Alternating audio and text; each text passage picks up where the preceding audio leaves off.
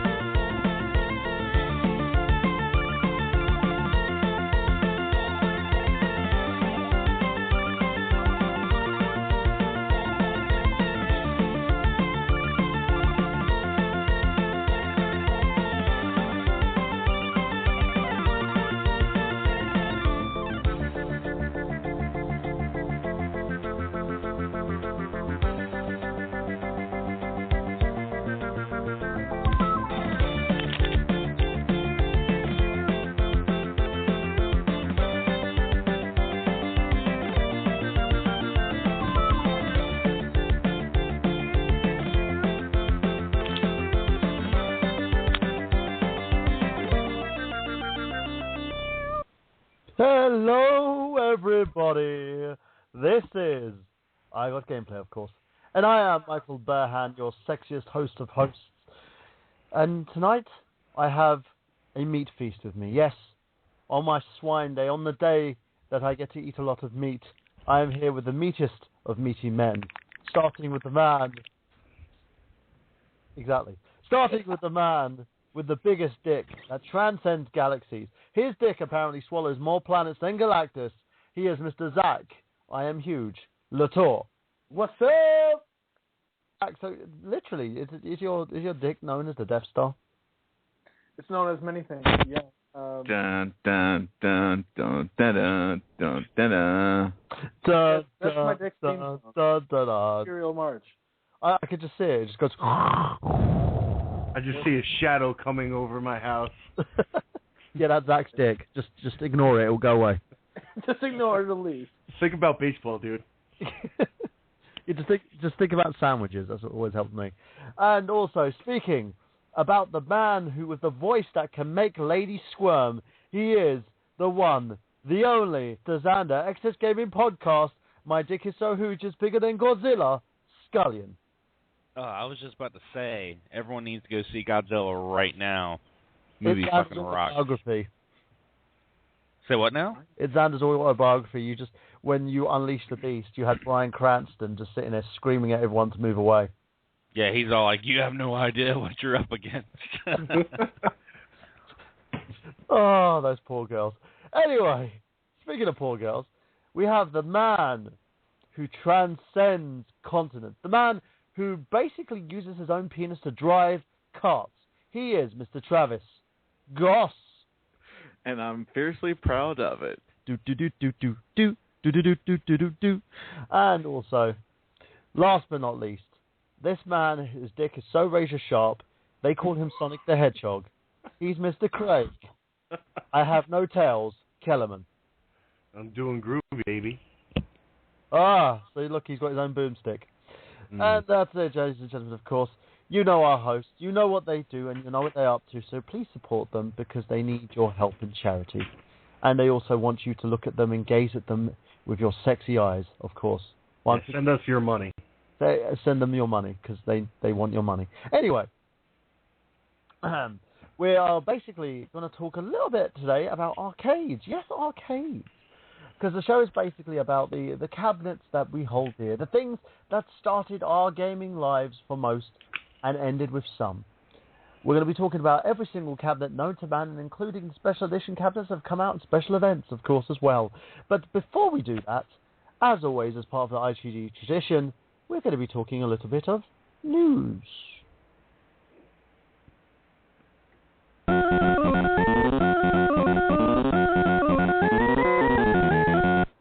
So, Mr. Xander, XS Gaming Podcast Scullion, what's in the news this week? Well, some big things happen with Xbox.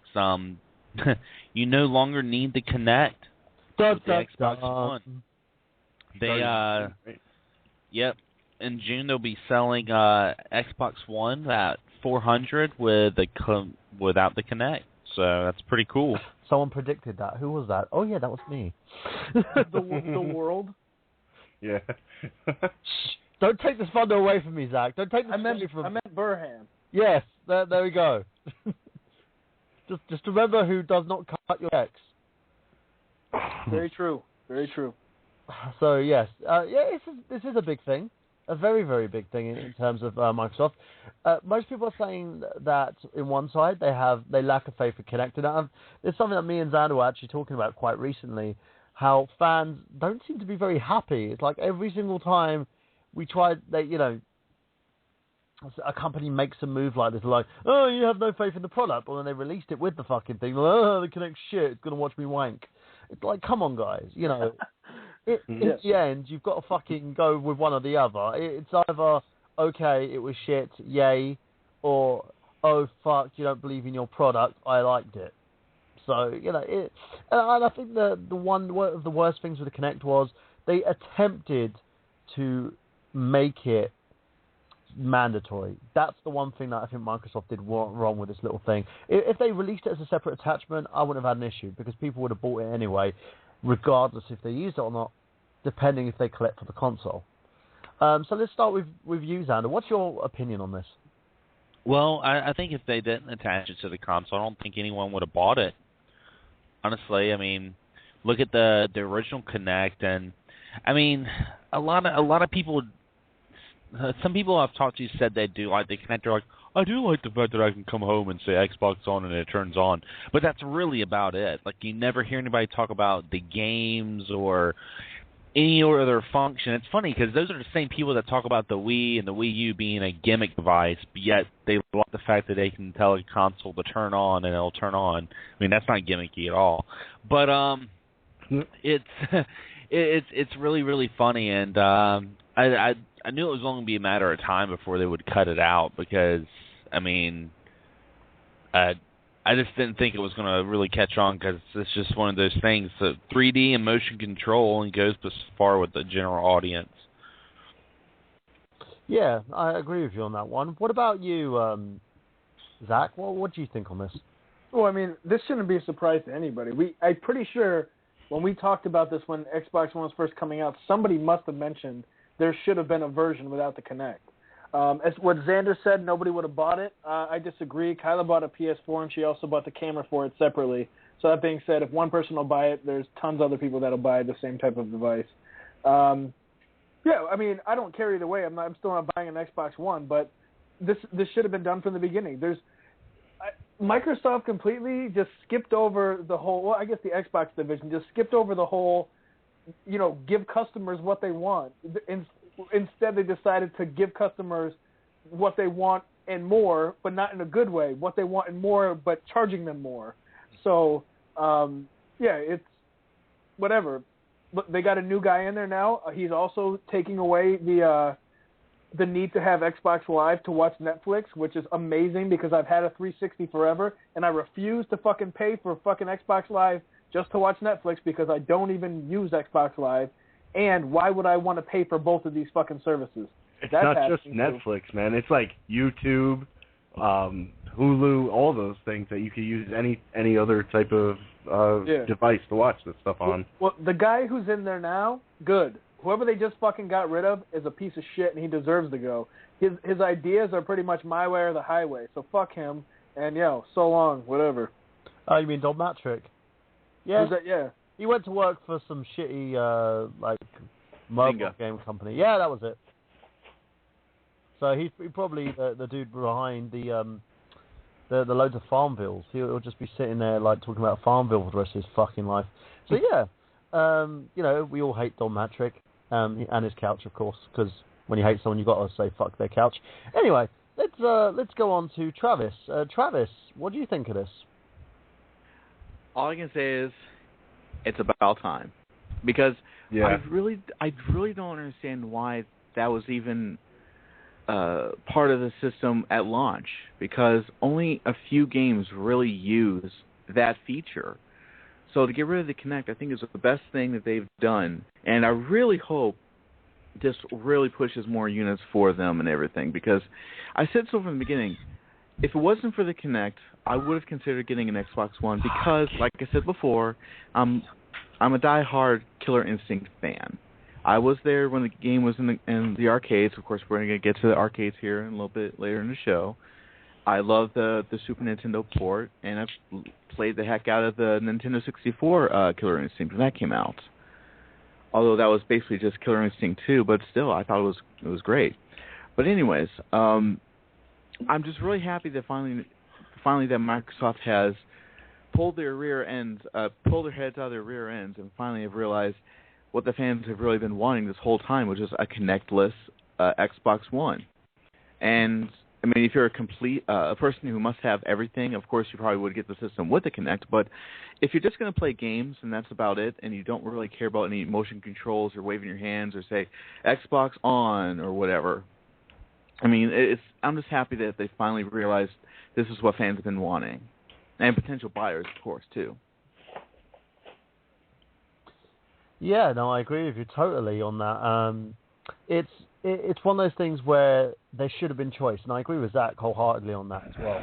Microsoft needed to give people choice, and that time, I don't know. Yeah, I don't know what they were doing, what they were thinking. I think it was just pure arrogance on their part. So, Craig, what about you? How would you sign off on this?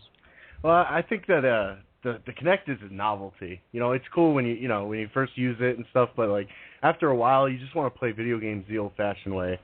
Like Xander said before, if they had a good game, like a kick-ass sword fighting game or something to make you feel like you're in a game, in a cool like action game or something where it would work really well to not actually have like a controller or something, I think it would work better. If they packaged that game with the Xbox One with Kinect, I think that would have made it sell better, possibly. I don't know.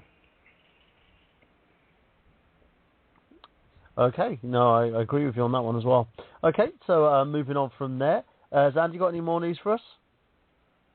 Other than just all the E3 rumors that are coming out, I mean, apparently they've had some games leaked for Xbox One, PS4, and Nintendo. They've had everything from talks of Beyond Good and Evil 2 coming out to what? Yeah, Beyond Good and Evil 2 is a leaked title for Xbox, and also The Last Guardian for PS4, that's being leaked. And surprisingly, another game that was leaked that I was like, I'm kind of weird about is Castlevania Symphony of the Night 2 coming out for the 3DS. Yeah, I've heard about that. Which is kind of interesting, seeing that the original developer for Symphony of the Night is no longer with the company, so that kind of makes me wonder. And of course, the new Zelda as well, and the new Zelda too, which they've actually had a couple of screenshots that were leaked out of the new Zelda on Twitter. And everyone saw it. Is that the one that's everyone's like, made by a third party? No, this is actually going to be Nintendo's new Zelda game. Oh, okay. It's called like Nightmare of Shards or something like that. Sharding Nightmare? Something like that. Something Nightmare. It was very interesting. So I'm like, that's a pretty dark title for a Zelda game. Sharding a Nightmare. I sometimes shart in my nightmares, but that's just my opinion. That happens. Well, the one thing I'm looking forward to is, apparently, it may be happening, is Xenogears Origins. I'm a big fan of the Xenogears games. The first one, was a masterpiece. An unfinished masterpiece, but it was a masterpiece nonetheless. What about you guys? Have you seen the checklist? No, I haven't. Craig? No, I actually haven't either. Okay, let me see if I can pull it up for you, because I've known we've experienced this checklist a couple of times. We had it on the Happy Console Gamer forum, I believe. So I'll grab that for you guys. But it is some of the games seem. It seems like Nintendo had a lot in terms of it as well. Yeah. Well, they got to start selling shit. Yeah, and it looks like they have made it. You know. Let me have a look. E3 checklist leaked. Okay, look, there's conference details leaked. Let's have a look here. Well, in other news, there's a Kickstarter to recreate Shaq Fu.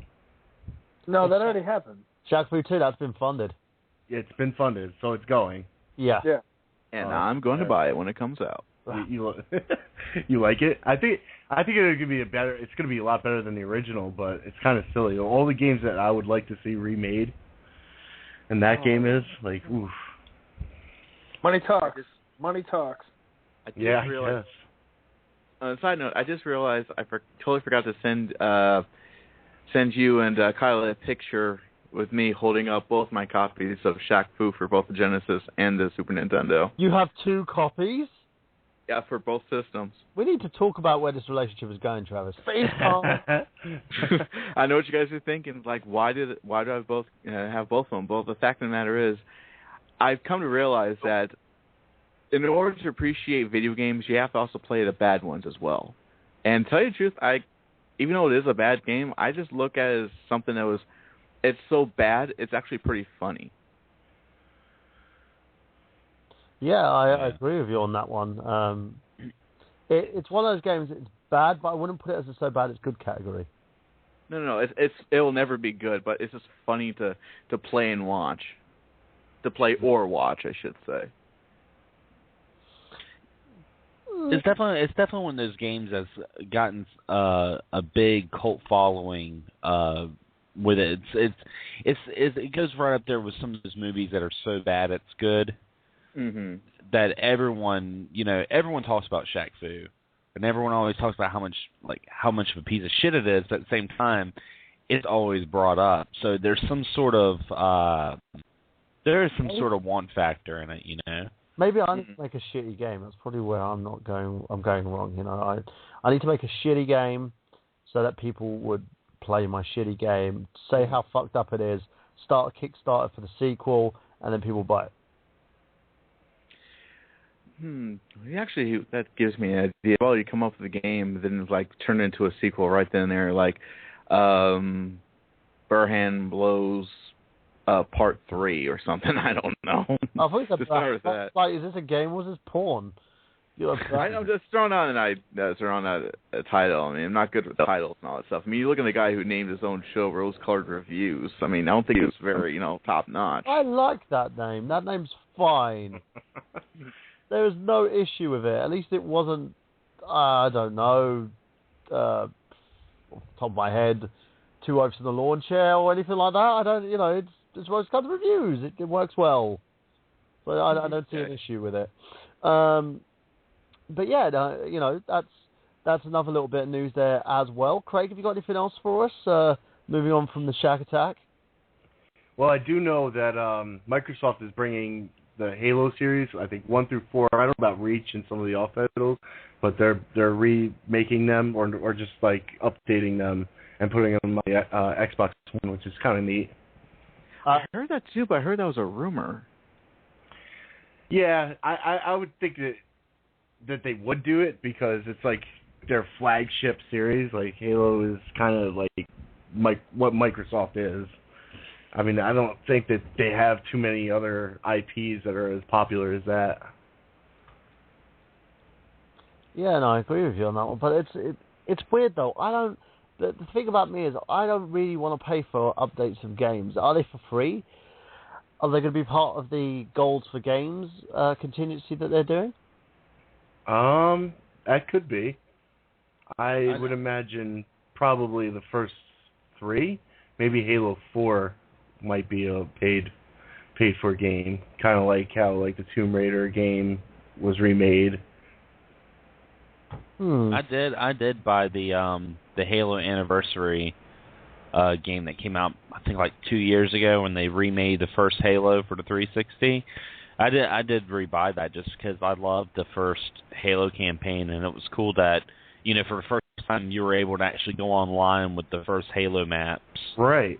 That's the good thing about it, too, because Halo 1 and 2, Halo 1 will have online features, and Halo 2 you can play on those maps and play that game online again, since they, cut down the servers for those games. Well, what can you? Or they're just going to do it without the online play? No, they'll do it with the online play. They better. Yeah, that would be consumer suicide right there. Yeah. If they release Halos without online. I mean, the first one I could understand is because Xbox Live. Yeah, because Xbox Live hadn't really launched yet, so they didn't have online with it. But if they released it now without online, that'd be freaking retarded. Okay, and talking about a little bit more news, Steam are doing a 7 days of Steam sale this week, which is going to be ending this Sunday, of course. And I've purchased one of the bundles, one of the nice little humble bundles that are a part of it, and one of them was the Deep Silver bundle that came, I believe it was Monday, or I want to say Monday. I think it was Monday. But then the other games in the humble bundles haven't been that great. But it's like you pay a minimum of $10 and you get like a huge selection of games. The Deep Silver bundle, I managed to get PC versions of the Dead Island series, Saints Row 1, 2, and 3, and a few other titles on there as well. And it was, I feel a really good deal, especially for my money's worth on there. So what about you guys? Have you purchased like from the Humble Bundle before? No, I haven't. No, I don't play PC games either. Yeah, I don't. I have Steam, and I have a couple of friends on Steam, but I have like 2 games and I never use it. Are we friends on Steam? No. Can't believe you. Many games. And we never will be. We're going to be doing a show together tomorrow, Xander, and like, Well, I'm never on Steam, so I mean, like, I can't even remember who knows on my friends list, but I know you're not. I know you're not. Yeah, and he's like, no, you're not. Like, just hurts me right in. You know what this deserves. You know what this deserves, Xander. I think I know what this deserves. Zach knows what this. I know exactly what. I this know deserves. what's coming. Yeah, I know. You should know what's coming. There you Betrayal! Betrayal! Betrayed me! It deserves 2. Betrayal! Betrayal! Betrayed me! That's just evil. Anyway, moving on. Moving on from Xander's rude betrayal. Let's go on to Nintendo are being sued by Panasonic Philips in a couple of patents that are infringing on the Nintendo Wii U controller. For one, this is weird because the console's been out for nearly. This is going to be like the 3rd year for the console, and they're only now filing a patents infringement. The complaint focuses on the motion control console's peripherals, including the Wii U and its accessories, technology, and model user's body. The virtual environment is animating virtual body to follow the physical movements of the user. So why aren't they fucking suing Microsoft for this? It's filed on May the 14th at Delaware and claims the infringement of Philips' virtual body control device and that face system based on pointing devices patents. Philips also claims Nintendo was aware of the patents via correspondence dated December 2011. Philips seeks damages and infringement advancements in the value of 3 times that as well as the interest. The company also seeks injunction against further portions of the sale of the Wii U and infringing products. What the fuck is it with people suing Nintendo recently? I was going to say, it seems like Nintendo's going to get sued until someone's suing them for putting out things that require electricity. Like, they just seem like people are coming out of fucking nowhere. I made this. I got a patent on this. Like, that hinge was made in, like, fucking 1865. Like, what the fuck? Do you know what I mean? I don't know what the hell's going on. It doesn't seem right for me. Philip's just mad that they wouldn't let him make another Zelda game. But, or a sequel to Hotel Mario. It's because the company itself that's a vast fucking statement, right? It's like body movement motion controls. You could sue for the fucking Kinect. You could sue for the PlayStation Move. Why aren't you suing them? Why are you suing Nintendo? Because you're saying that they infringed on a fucking mysterious patent. They could sue people with eyeballs. Well, we also have to remember that the Philips and Nintendo have a pretty rocky history, too. Yeah, so that might have something to do with it. This is a real low blow, though. Come on, that's ridiculous. It is. Yeah, and I think Philips and Nintendo share a lot of patents and ideas between each other. So I think that it was just more accessible to sue Nintendo than any other company. Well, so does Sony. We don't see Sony suing Nintendo, do you? Mm-hmm. Yeah. Well, I mean, come think of it, it's freaking Philips. I mean, what has Philips made or came out with that people went crazy over? Hotel Mafia? Still playing the CDI, man. That shit's like, I play that more than my 360. Is it like a car? Whoa. Looking at it? That just blows my mind if that's actually true, Craig. It is. Yeah, That's how little Philips, I play that 360. Philips is just like it's just one of those brands that was really big in the 90s, but I mean, I just don't, like, I haven't went to someone's house and they're like, dude, check out my new Philips television, Philips is a brand that I feel is like Blockbuster and Polaroid. They were just so big, they just gave up on like research and development. So fuck them, and they deserve it. Blockbuster, fucking Kodak, and Philips all deserve to go down the drain. Screw all of them. I just, you know what? To me, the fact that this is even going to court makes me laugh. It seems stupid. But in other news, Sony is still going through financial troubles. Apparently, they only have $30 billion left in the bank. Don't cry for them yet, Zach. Don't cry for them yet. They're losing $5 billion a year, and they're free to sell off more buildings and more of their properties, of course. And any time once they fall under, meaning Sony will have to sell them way below their asking price and turn them into something spendable. And also, apparently, they're trying to rely on the gaming market to pick them up. So, thoughts on this, peeps? How about they stop with the Vita? Because that's not really pulling in much cash, is it? But it's pulling in more cash than their TV sales or their other media. They should just cut that shit out and just go be a gaming company. Yeah, it seems like that's the only side of their business that's actually making any money. Yeah. It makes no fucking sense at all why Sony is just doing poorly altogether as a company. It makes no sense to me. It's like you're making so much, you're the number one gaming system out there for like 2 consecutive years. This year, the PlayStation 4 release eclipsed the Xbox One, yet they're still making a financial fucking loss. Really? Who the fuck is having their money? It's really, really scary, though, when the Japanese company is no longer being supported by Japan. It's really kind of scary because, I mean, even the PlayStation 4 sales in Japan has been starting to tank.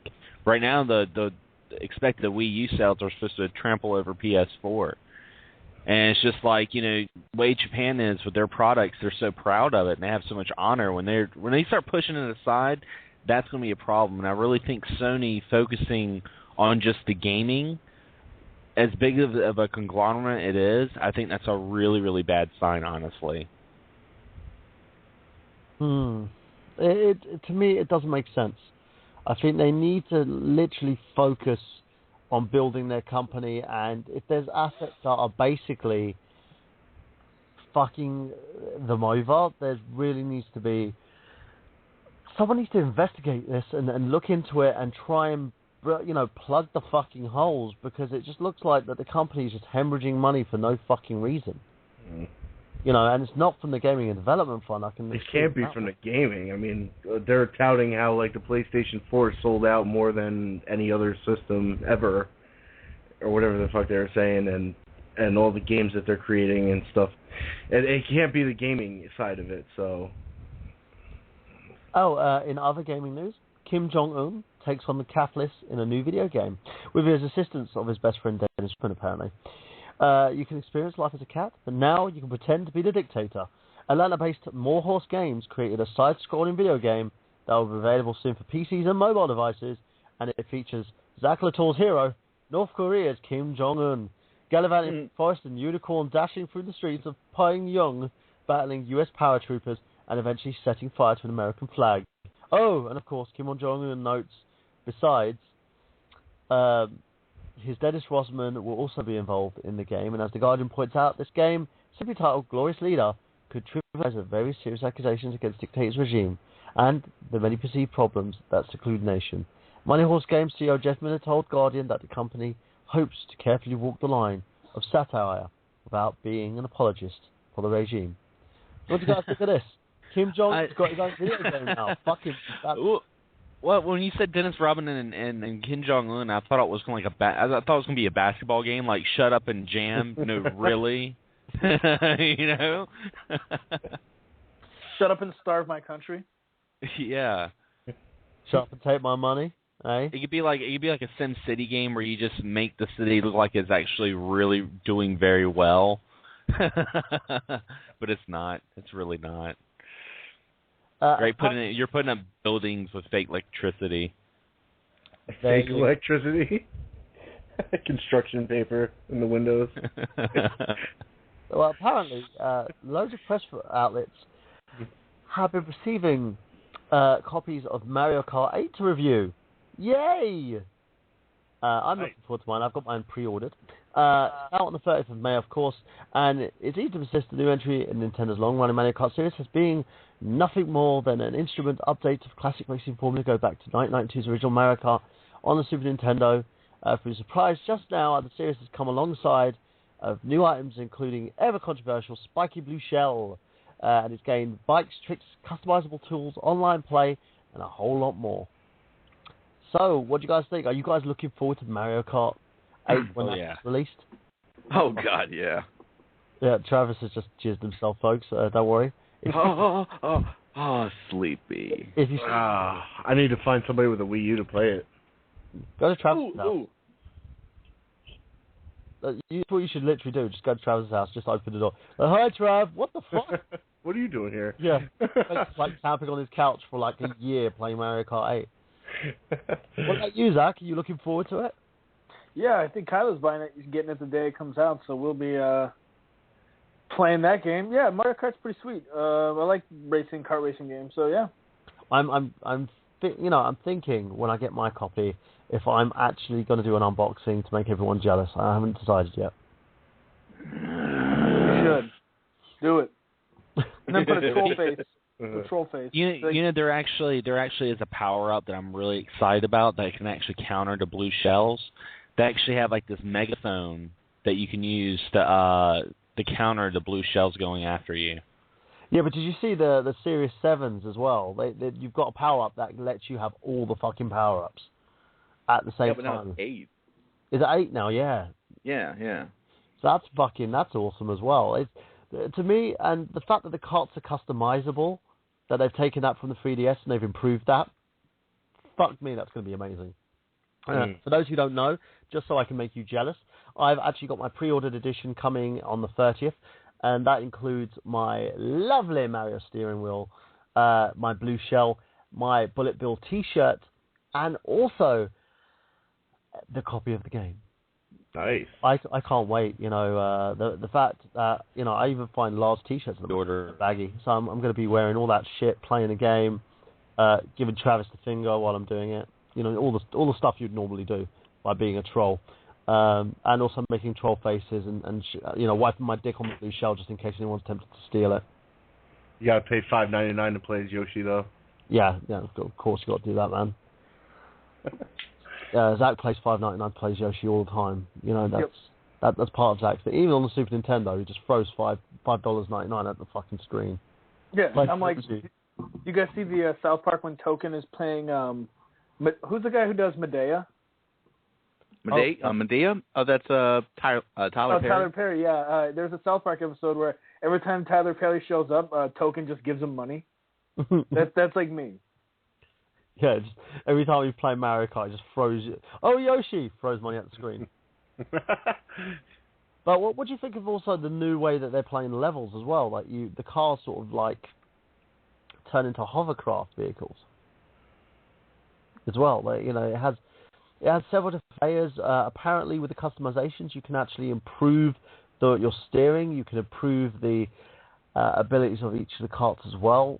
It looks like something really, really cool. And I have to admit, it does also level the playing fields because no two characters are going to be difficult to steer anymore. Like, say, for instance, if you're playing Wario and he's extremely fast, you can literally, arrange his cart to hold him back a little bit and make him more of a level-headed sort of gaming character. I think it's a bit of a tease because a lot of us have been wanting a new F-Zero game, and I would love that. Yeah, so I'm just like, it's actually kind of cool how they're incorporating turning the cars into a hovercraft when they're going on the ceilings and the sides of the track and all that stuff, which is kind of cool and stuff. But I'm still waiting for an F-Zero game. I think a lot of people are. Well, you played the F-Zero games on like the GameCube, right? I actually have got that, and I got the Nintendo 64 game, and I got the original. Yeah, that's another one that I really want to see. Oh, and one thing I have done, I've kind of downloaded an emulator of so I can play Mario Kart GP because I want to give that game a shot, because that I'm doing a Mario Let's Play on my channel quite recently, and I'm going to kind of do the opposite what Travis is doing, where he's playing Mario Kart 64 and Super Mario Kart, and I'm going to go for the arcade versions, Mario Kart GP 1 and 2. So see how that one works out for it. So let's move on from that. Zach, have you got any news for us? Yeah, I was reading about this. This is actually pretty cool. If this ever happens, there's an article about Left 4 Dead coming to Japanese arcades. So what it looks like is there's like 4 booths all connected where 4 people can sit down and they can all play this. And the way it controls is it uses like this Wii nunchuck type looking thing for the movement. And then there's just a mouse for shooting and the other stuff. And they took out the character models and they put them, they replaced them with some Japanese-looking ones, like people who look like they're from Japan or whatever. And one of them is actually a schoolgirl. And I don't know, it looks pretty fucking cool. I mean, I'm a huge fan of Left 4 Dead, so I support anything that comes out for Left 4 Dead. I agree with you wholeheartedly. I've got Left 4 Dead 1 and 2. And I'm actually hoping, I believe the servers are still up for that, actually. That's one of those games that's consistently been supported. Like, you could actually, even if you own Left 4 Dead 1 and Left 4 Dead 2, you can actually play online with people using both those games, which I think is awesome. The fact we haven't seen the Left 4 Dead 3 is kind of a travesty, in my opinion. I think the story's getting really good. I want to see where they go in terms of the survivors, especially after the sacrifice. And it's one of those games that has a combination of, it's not just like a first-person shooter. It has a story. It has a narrative. You can understand where the characters are coming from, what they're doing, how they sort of work in their environments. And for me, it's one of those things. If we see it in arcade, I'm all for it. Now, any other news for us there, Zach? That's all I got this week. Cool. And going on from that then, folks, let's move on now to tonight's topic, which is kind of early. But as we do that, we're going to give you a little bit of music to go on hiatus with. This week, we at the Retro Unlimited Network are supporting a very lovely band by the name of Starbomb. You can check them out on iTunes, check them out on YouTube as well. The band consists of Ego Raptor and also the awesome band of Ninja Sex Party. And what we're going to play now is the song Dangerous to Go Alone from their album, the self-titled album, of course, which was released in December 2013. So if you haven't got it yet, go and get it. So we'll see you back in the next 3 minutes, guys, and you can listen to this.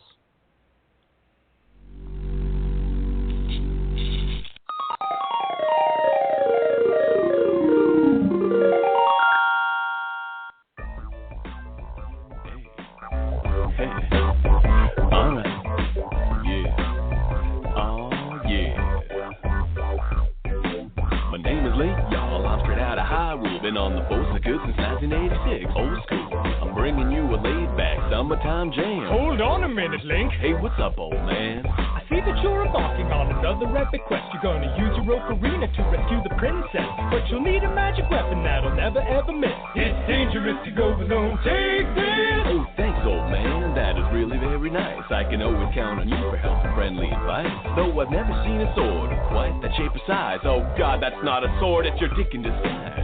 Yes, I can lie. I have painted my dream. Now grab your destiny. If you know what I mean. Wait a minute, Link, don't leave the cave. Where do you think you're going? This is a great chance to follow. Screw the man you're blowing. That was weird, but whatever, there is no time to lose. I got a warp right now to Zelda, it's a chilled out groove.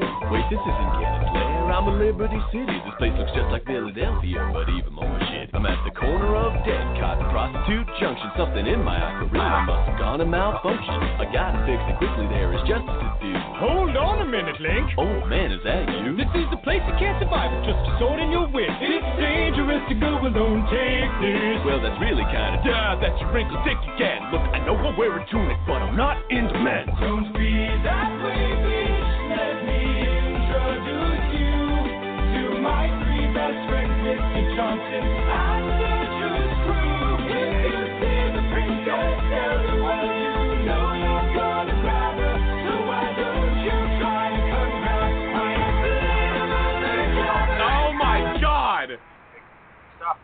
I gotta warp out of here, Princess Zelda awaits. I must defeat Ganondorf before it gets too late. Okay, now I really don't know where I am. Hold on a minute, Link. God damn it, old man! You're in Raccoon City. It's a zombie abyss. It's dangerous to go alone. Take No! Fuck you! Fuck you! I'm not giving you up. Not touching your wrist. Stop the chilled out groove! Star Wars. Jeez! Come in here telling me you got a wee-wee weapon. Not cool. I'm not gonna touch it. I'm not gonna. Halo 3. No! Xbox 360. So is that a no on the hand job, or? But he was asking $100 for it. It also came with the DVD player as well. So I don't know if I was willing to drop down $100 so early on something like that. Zach, you okay there? Yeah, what's up? I just heard someone talking about an Xbox. I was just watching something on the internet. Oh, okay.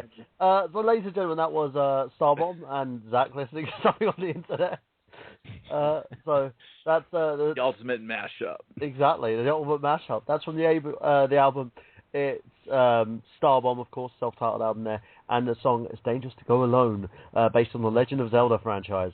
Guys, you know, they were basically playing a parody on what everybody else thought that Link was a bit. And that the old man was. Oh yeah. Right up you, sir. Mm-hmm. If I came out, it's kind of the same thing that Zach does. You know, he goes, "It's dangerous to go alone," and then you're somehow holding his dick. He gets me to do it all the time. Yeah. You know, I've had like situations where the doorbell rings and it's his dick holding a package, and it's got. But how did I ring the doorbell?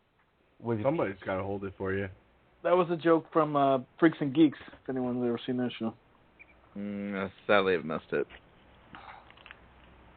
Sad indeed. Zach watches too much TV.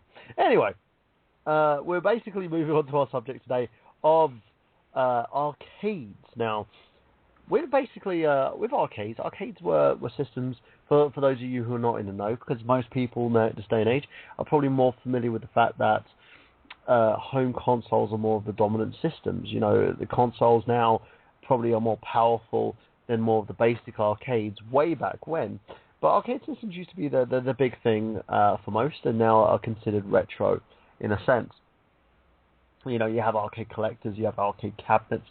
You also have several different games that made their way first on the arcade platform. If you're looking at games such as Street Fighter, which has seen its 4th edition currently, including Street Fighter Ultra 4, which is going to be the newest adaptation of that game, and you know, it made its debut on the arcade system. So now let's go to our panel here and ask everybody, what was their first experience with arcades? So we'll start with you, Xander. What was your first experience being in the arcade? Like like my first, probably like earliest memory of playing arcade games was probably being at the laundromat with my mom when I was a kid, and just and everyone's done it. You know, when you're a kid, you don't always have a quarter to play arcade games, but you still would walk up and start smashing buttons and like wiggling the joystick and shit like that. I still always thought about being a kid. Yeah. But yeah, I remember you know, playing Miss Pac-Man and you know, playing some of those table cabinets. I love the table cabinets. So let's go to you, Craig. What about you? What was your first experience?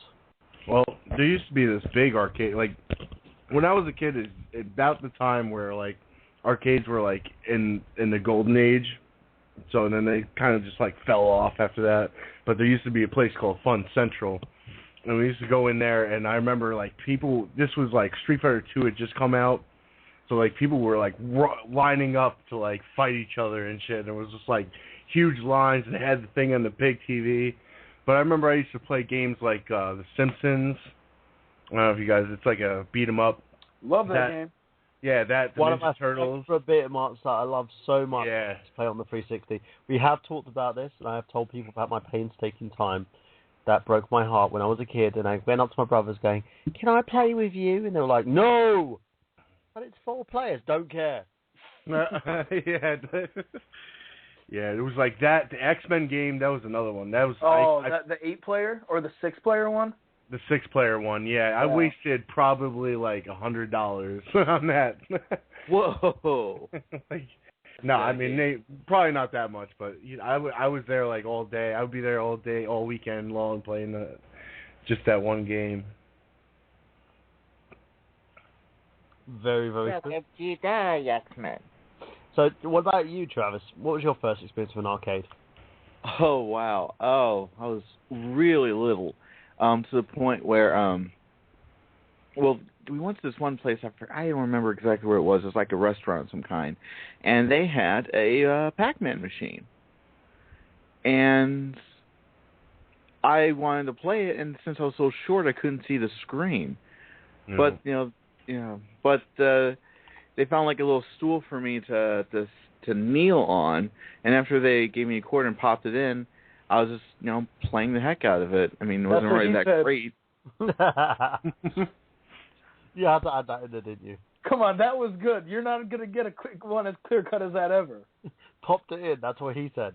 He said he gave me a quarter, and he popped it in. Oh, Zach, you amuse me. Anyway, continue, Travis. No, I feel sort of violated now.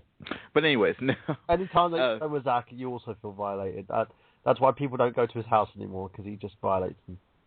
Instead of like buyer's remorse, they're just like, what happened? I'm never going there again. Yeah, I'll tell you this woke much. up. What happened? I don't understand. I just made you smell this bottle. But I will say this because of Zach. He actually inspired me to go ahead and go to a Goodwill to buy a game, but we'll get to that some other time. But anyways, pardon me.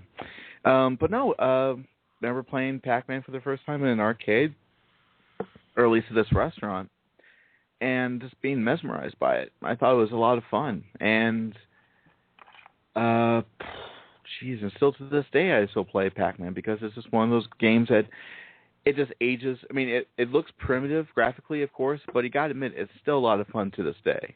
Oh yeah, it's timeless. Exactly. Yeah.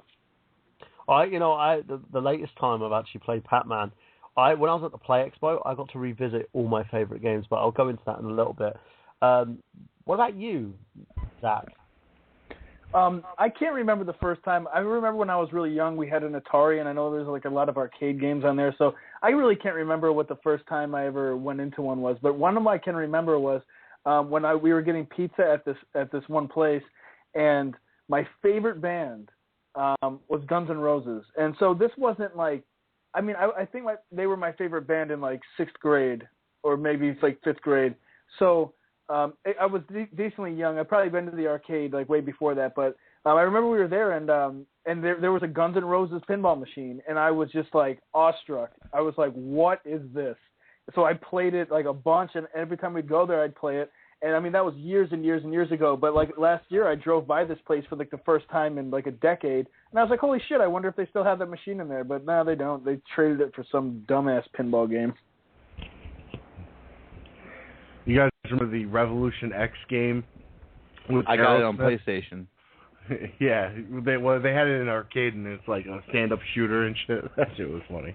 I don't like Aerosmith either, but I like shooting at that stuff. It's kind of fun. I remember going to an arcade and Prodigy was playing "Smack My Bitch Up." Oh yeah, great song. Actually, I have a really funny arcade story for you guys. I used to always go to the skating rink with my sister, and I've mentioned this in a couple of my videos, because I would never, and to this day I still can't skate. I wouldn't go there to skate. I'd go there to play like Mortal Kombat or Street Fighter or like Hammering Harry, games like that. And I remember it was like, because the arcades were such a thing back then, I remember playing with older kids, like my sister's friends, and I'd become friends with them. And I remember my sister was like skating with some kid that I didn't like. I remember I was talking to one of my sister's friends who was also a guy, and I'm like, "Hey, you see that dude over there?" And he's like, "Yeah." And he was like, "Yeah, I don't like him. Can you go over there and beat him up?" And he did. Nice. That was freaking awesome. But that bonding, me and that dude, we bonded playing Street Fighter and Mortal Kombat. I mean, it was just such a different experience back then playing the arcades compared to what it is now. Yeah, it's like online gaming without the face to face. Oh yeah. And there were certain rules. There were certain rules in arcade games that I remember I was watching Happy Console Gamer, and they were talking about the rules because each arcade was different. But the one they went to, like, you weren't allowed to throw in Street Fighter. Like, if you actually threw in Street Fighter, you'd actually get your ass kicked. Yeah, you'd get your ass kicked.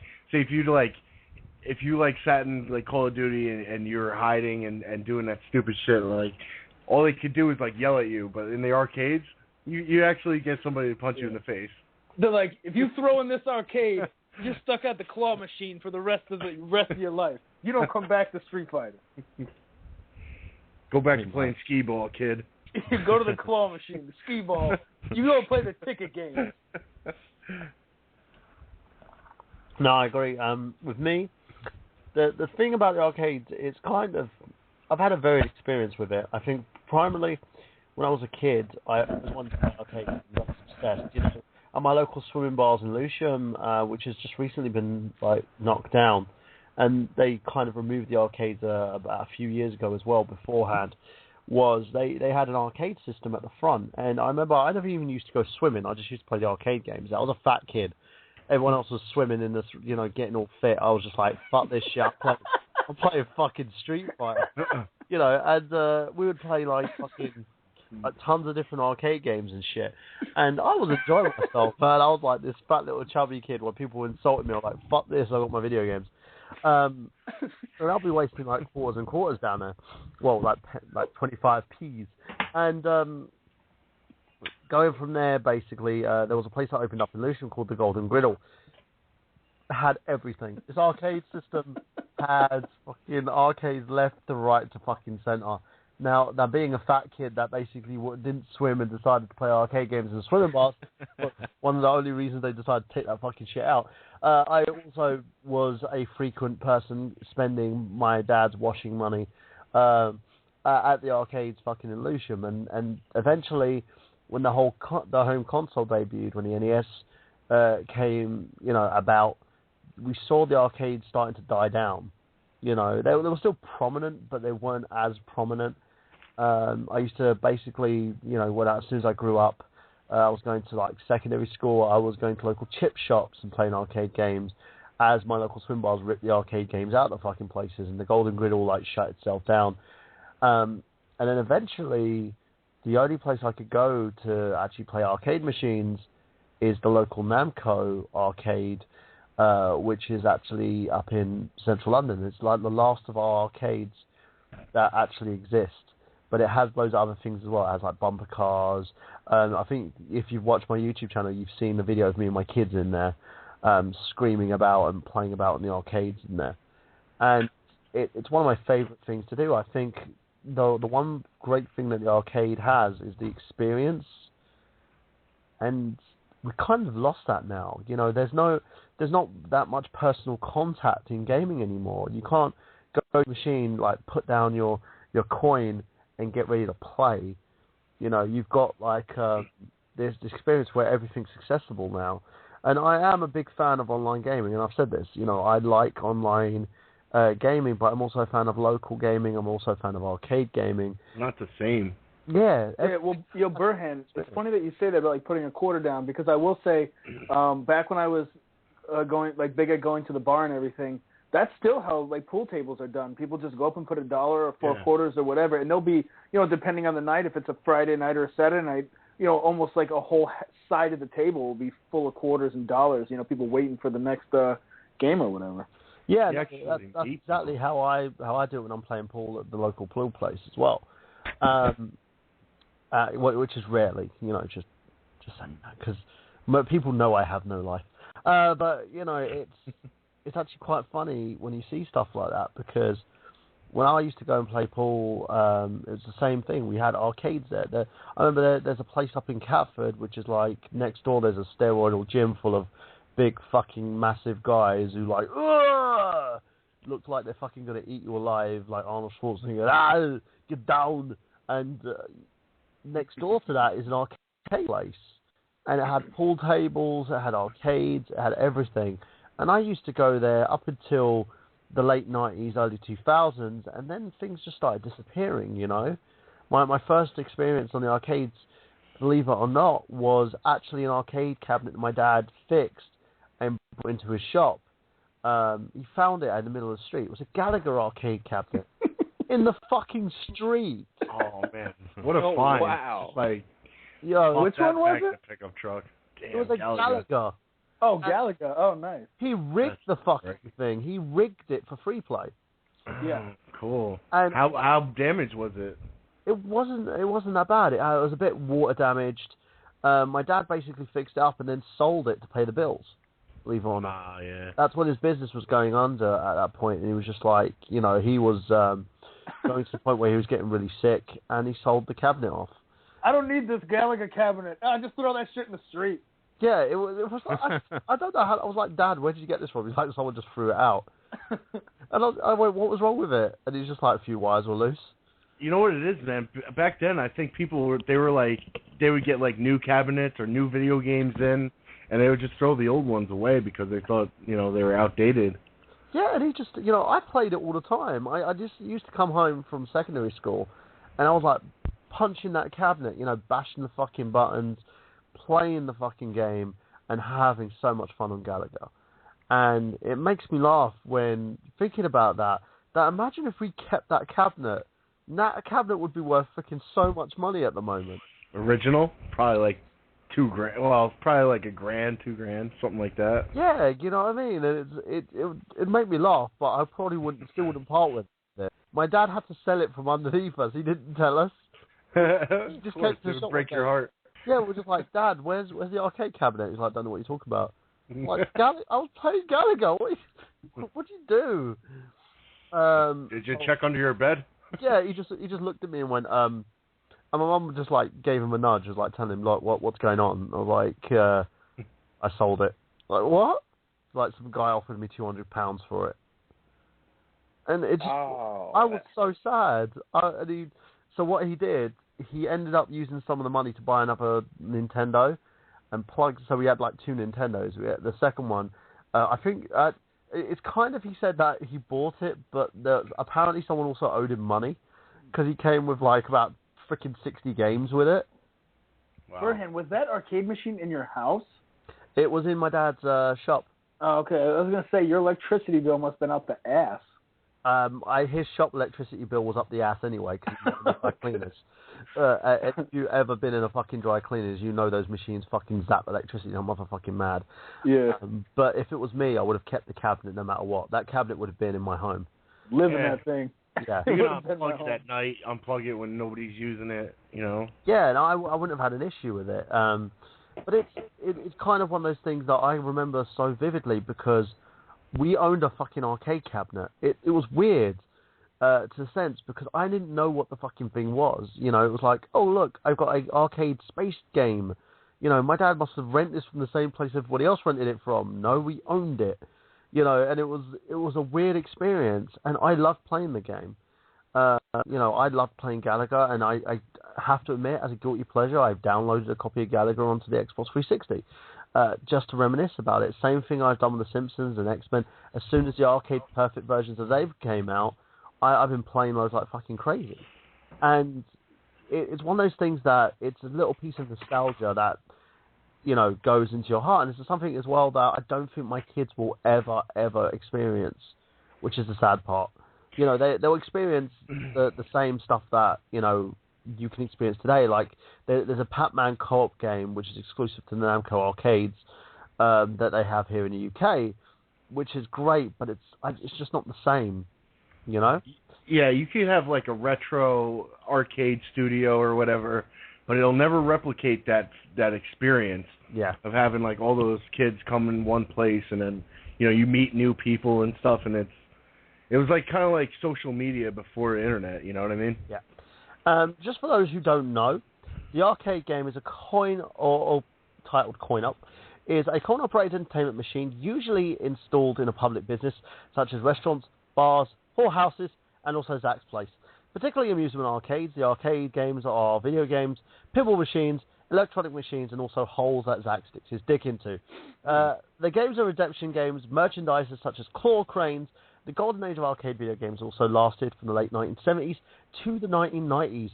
Where the arcade games were still relatively popular during the late 1990s, the entertainment medium saw a continuous decline in popularity in the Western Hemisphere, just due to the fact, mainly due to video game consoles. Now let's go to the panel here. Why was there such a decline?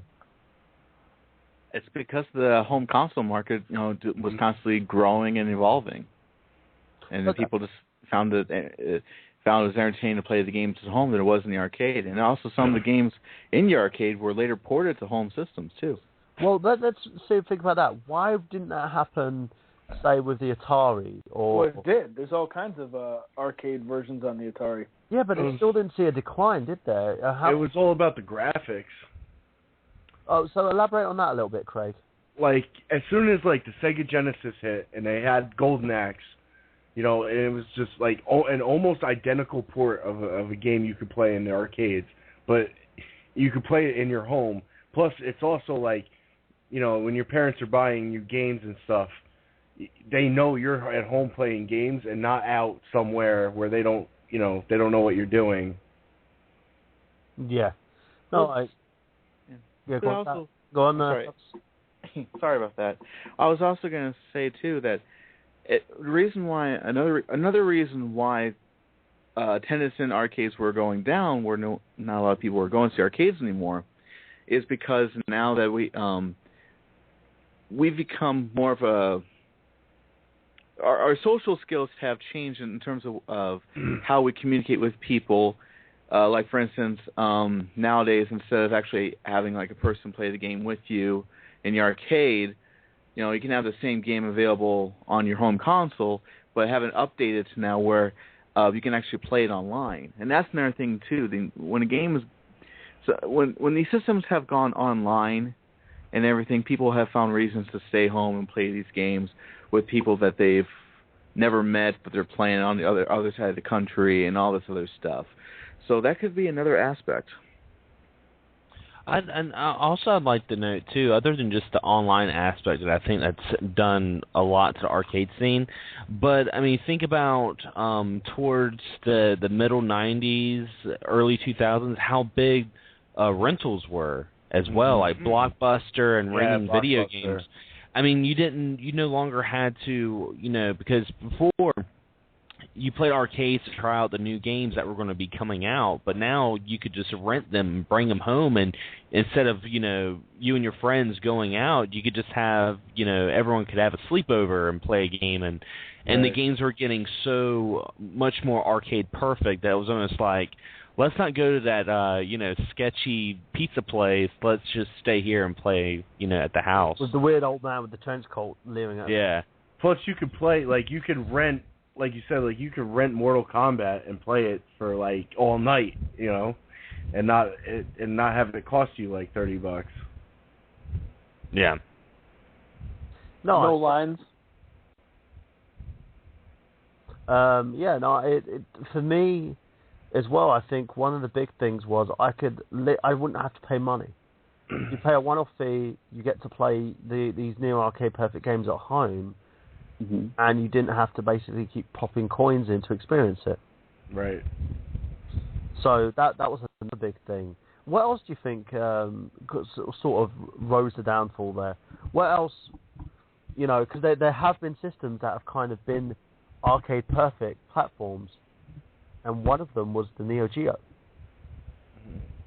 So, yeah, I mean that was pretty much arcade consoleized. I mean it was the same guts and actually, you know, the Neo Geo, a little bit of history on that. The Neo Geo started out, the home console started out in hotels. And the Neo Geo arcade was so revolutionary for arcades for what it was, because it had interchangeable cartridges. Because, you know, when you were bringing up the story about your dad earlier putting out the arcade cab, and I think Craig was talking about how, you know, they would redo cabinets. Sometimes they would take circuit boards and replace them with other cabinets. Like you'd see a Pac-Man cabinet with playing Donkey Kong or something like that. I've seen that plenty of times where they would just take the circuit board and switch it. Or with the Neo Geo, you didn't have to do that. You know, you could have 4 games like interchangeable games inside one cabinet, and that was such a revolution for the arcade scene, especially for, you know, people that owned their own businesses and had those cabinets. That was a brilliant idea. Why did businesses like sort of embrace these cabinets then? Was it more the fact that, you know, people would migrate to play the arcade machines and then hopefully they'll stay to buy some chips? Yeah, absolutely. Yeah, if you had a pizza place, I'm guessing, you know, if it's like a Friday night, people would be like, hey, yo, let's go over there and play this, and while we're there, we'll grab some pizza and shit and hang out. Yeah, it keeps the customers at the establishment for longer. Yeah, I agree. So let me ask you a big question here in terms of the basically the downfall of the consoles. Now, you mean arcade? In terms of the decline itself, because ladies and gents, I understand people probably want to hear about the resurgence, but we're going to talk about things very carefully in terms of this, and I think we need to address the questions before we go into what actually made the arcade games a sort of a popular aspect here. Now, the arcade video game had declined in popularity so much in the late 1990s that revenues in the United States dropped to $1.33 billion in 1999. It reached as low as $866 million in 2004 as well, and furthermore in the early 2000s. Networking gaming via computers and consoles and internet, you know, Zach talked about his LAN parties that he used to have via like his Xbox with his friends, and that's pretty much it here. You could do all this. The internet was becoming a thing, you know, and people were finding other ways to game that didn't require you to leave your home, didn't require you to go out in the wide open, and of course, as Lander put it, you didn't have to go to shifty places to get your gaming fix. And that's the problem, you know. We all do like to hang out with one another, but there are issues of safety. When I used to go to the arcades, I did used to get beat up a lot. If I was on a machine that a bigger kid than me wanted to be on, I would have gotten beaten the crap out of so he could play it. And you have to go to the claw machine. Yeah. Yeah. Well, not just that. I was on the floor picking up my teeth. Oh yeah. But another reason why the decline of the arcade games was people were looking for more out of their video game experience too, like games like Final Fantasy and longer lasting experiences. Storylines were getting more complex, more movie-like. And I think that moves away from like the arcade type games that people want to experience. Yeah. Well, now to be fair, when I was talking about like having LAN parties and stuff, the people that I knew in that time in my life and where I was, nobody had cars, so nobody could really go anywhere. So it would just be like a Friday night. I could walk to the store. That was back when I was in the military, so I didn't have a car, and like none of my buddies really had cars. that I lived like in the barracks with. So, but I could walk across the street and like grab a 30-pack of beer and be like, "Oh, you have an Xbox or something? Let's all play something all night," because I didn't know where the fuck else to go. That's another thing as well. I think quite recently, last Christmas, spent all night playing my Nintendo Wii with my brother, playing Resident Evil Dark Side Chronicles in co-op mode. You know, we just sat there and just playing games, and we're just chilling out, and we were doing it all night. You know, there wasn't an issue too much on that. Whereas you couldn't really do that at the arcades. Yeah. You know, another quarter. Like or there's a certain time where people are just going to kick you out. Yeah, that's true. Do you know what I mean? The nice guy who was letting you stay so you could like eat all his pizzas will eventually kick you the fuck out of his restaurant. So there wasn't like too much of an issue in terms of stuff like that. So I had that as well. And also I think one of the big things that kind of led to it was antisocial behavior, in a sense. And I know it's kind of far-fetched, but think about it this way.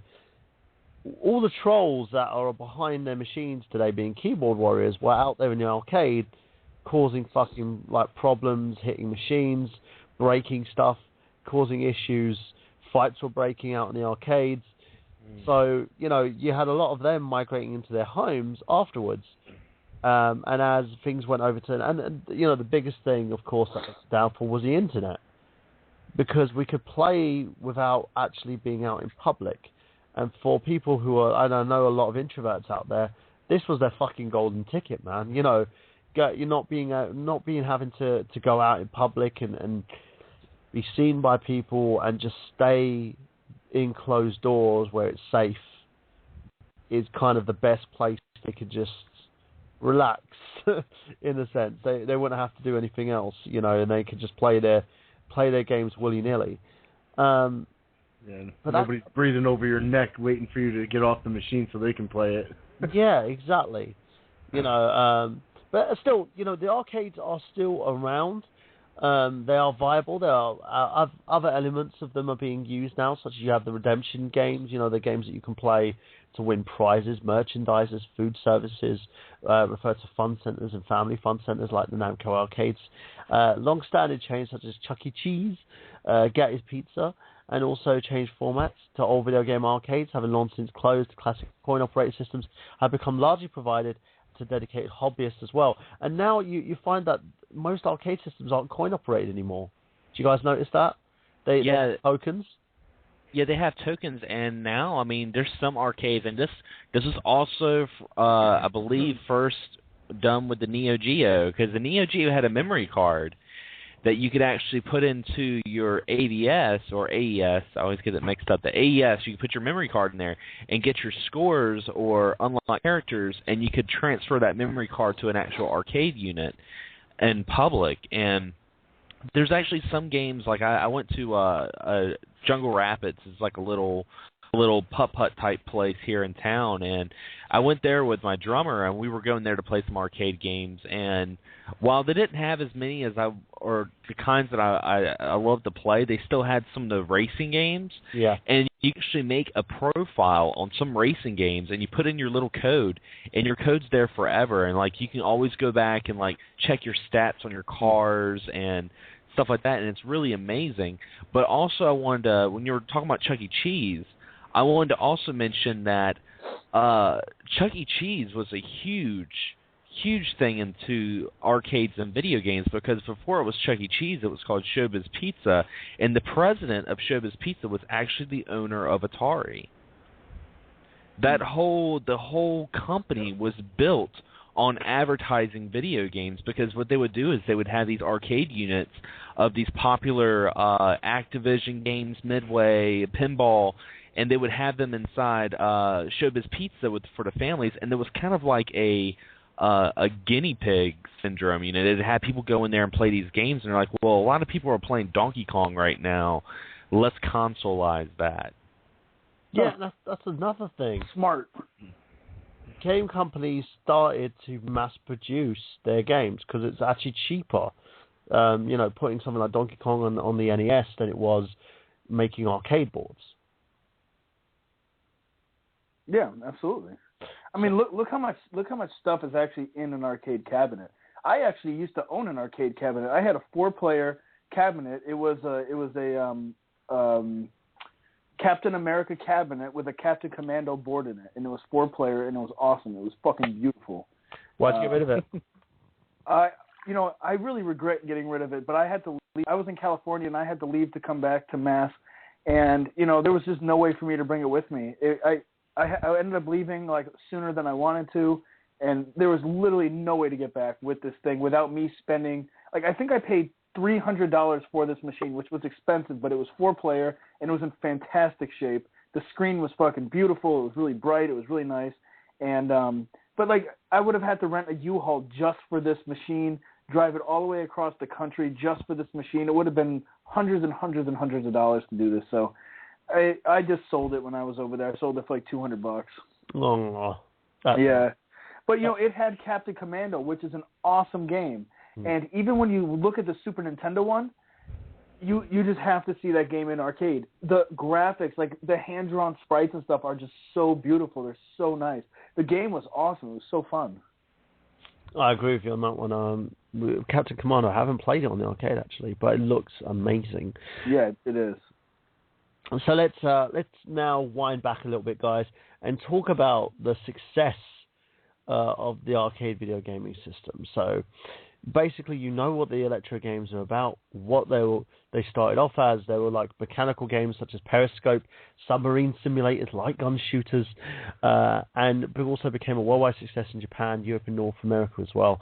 It cost $0.25 per play if you're in the United States, or 25 pence per play over here in the UK.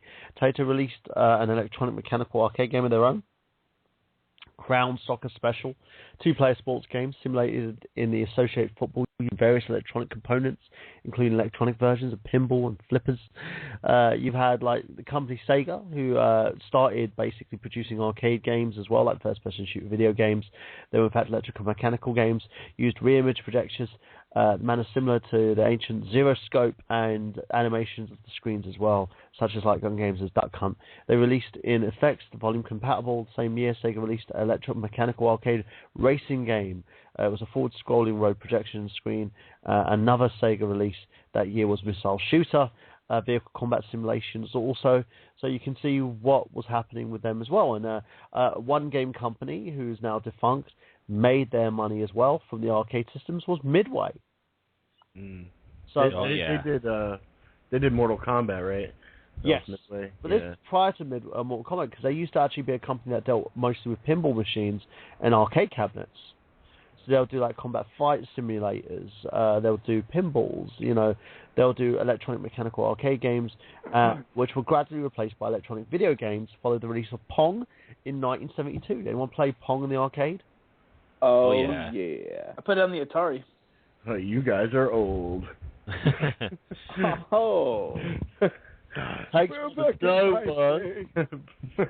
in my day, we had nothing but squares and rectangles for our games, and we were happy back in those days. I still can't believe Travis is actually older than most of us.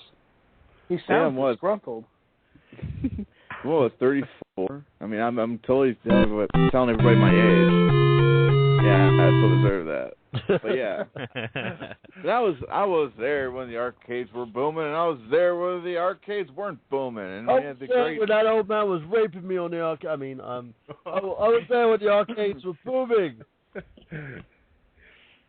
God. Oh man, that just forget what I said there. Anyway.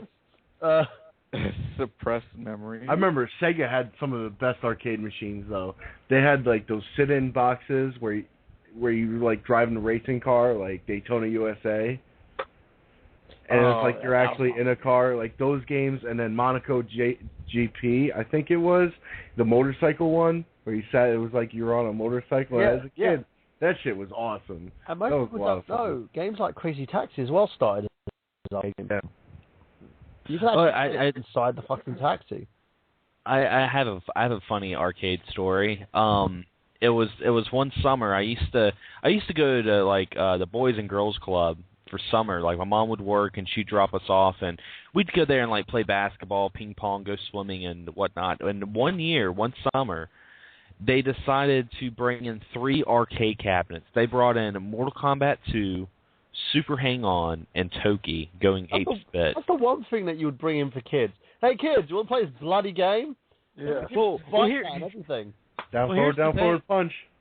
Well, here's the thing. Like, they had these arcades in there, and I don't really think they were thinking about the phenomenon of video games, because they had these 3 cabinets, and it was just like all other extra activities. Like, we had pool, we had air hockey, we had foosball.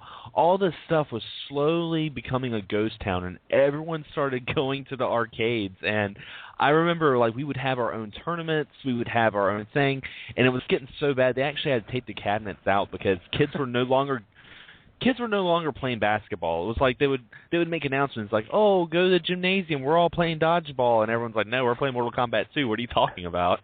Yeah. You know, and that was so awesome. And I remember I finally got Toki on MAME, which we can get into that later, and on the Sega Genesis. And man, if anyone's listening and you haven't played Toki, definitely play it. That's a really, really fun platformer. It's really hard too. See, this is before they had like ratings on video games and stuff. So, do you guys know the first arcade game that had a rating? Was it Mortal Kombat? Nope. It was actually Splatterhouse. Yes, oh, yeah, it was. That makes a lot of sense. So tell us a little bit about that, Xander. Why? Splatterhouse. I'm excited to go this huge, intelligent conversation about why they put it on there. He's like, it's Splatterhouse. Because. Duh. Fucking Splatterhouse. But yeah, that was the first game that had ratings. I mean, that was before Mortal Kombat. But you were like a Texas Chainsaw Massacre guy. You were like the guy. I love Splatterhouse. I never played it. Sell those copies of Shaq Fu and get it. No. I'd sell my Shaq Fu for a copy of Splatterhouse. Oh my god! Well, actually, you know what? Get a Splatterhouse for the 360 because you can unlock the arcade perfect versions of Splatterhouse on it. And you can get that game. You can actually get a game for less than you could get Shaq Fu for. Yeah, that game is cheap. Travis, if I didn't just give it away to somebody like 6 months ago, I would have just sent it to you in the mail, like free. I bought that game at Blockbuster, and the best part about it was unlocking Splatterhouse 1, 2, and 3. Good. So why did you get rid of it? Excuse me, Zach. I lived in a smaller house at this point, and some guy came in. He was a huge horror fan, and he was like, "Yo, can I have this?" And I was like, "Yeah, whatever, just take it." I had no like emotional connection to it. I didn't. I mean, it was all right. Also, let me say this: I didn't own the PS3 that my save was on. I still don't even own a PS3. The house that I lived in had a PS3 in it, so that's what I played it on. Secret? I don't own a PS3 either. It's my brother's. He's a hoarder, so I took it. Oh, nice. Yeah, he's like. I remember I came into the house one day. And I was like, went into his room. He's like, "What are you doing? Taking the PS3?" No. Like, yeah, I am, dude. You don't fucking play it. You just stand there and look at it. Give it to me. And now it's in my room. After I gave him Splatterhouse, he started looking at my other games, and I have a complete in the box copy, one of my favorite games, which was Nightmare on Elm Street for the NES. And I'm like, don't even fucking ask me because you're never getting it. You're never gonna get it. No, you're never getting it. You're never going to get it. Oh my god! You could have Zach just standing there. I can just see him standing, go ooh whoa whoa. Oh. Oh my god! And then a whole sort of dark scene, and then the guy's just walking out with the fucking game. While he's so yeah, let's go back to the topic there. 1971, students at Stanford University set up a Galaxy game. A coin-operated version of Space War video games is there as well.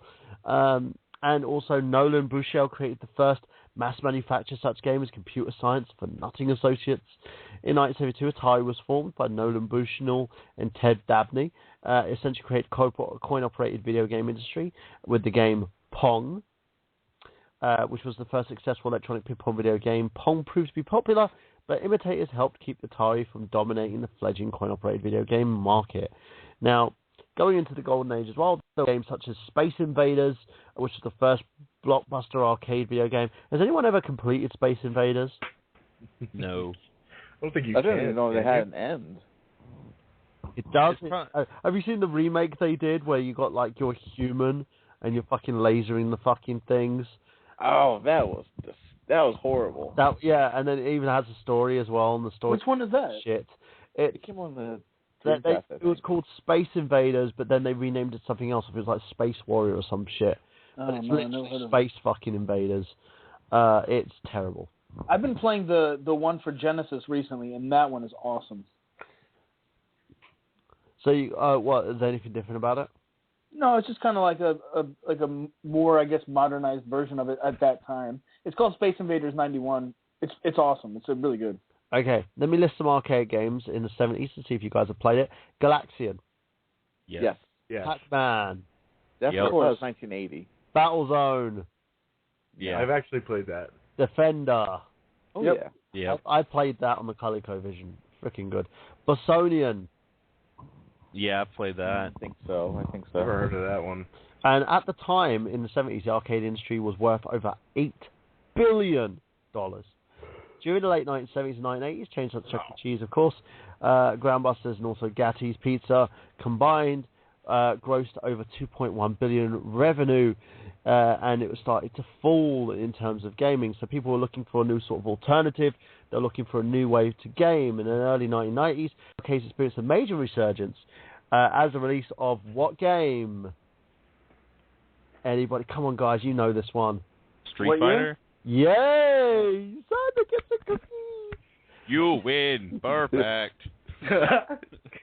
It basically popularized the competitive fighting games and revived the arcade industry to a level of popularity not seen since the days of Pac-Man. The success led to a wave of other popular games, mostly were in the fighting genre, of course, such as Pit Fighter. That game was god-awful. I disagree. I like the Genesis game. The fucking game was super hard! Yeah, Pit Fighter's ridiculous. I've beaten it. It's not that difficult.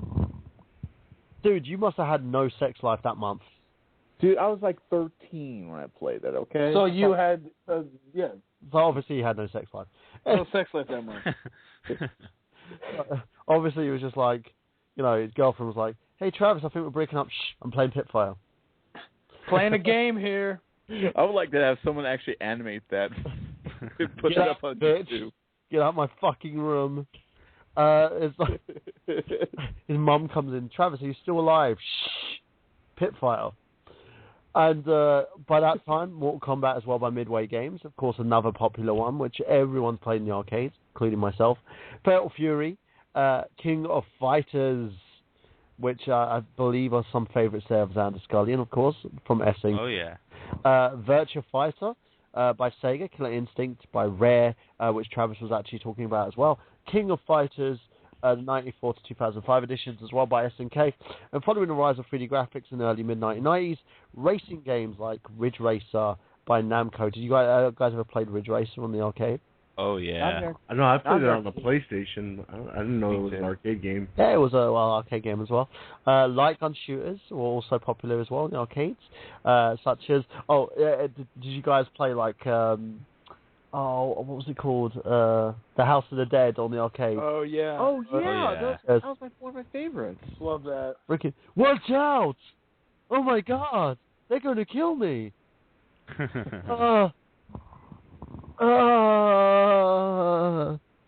the first voice acting on the fucking planet. They finally got it right when it actually went in the arcade. Dude, that was kind of sad. Anyway, they were hilarious though. And there was also, did you guys know there was a Silent Hill game in the arcades?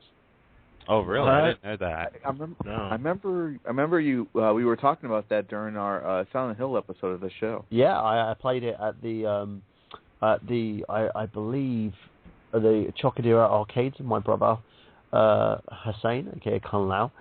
Me and him were playing it there, and I'll tell you something.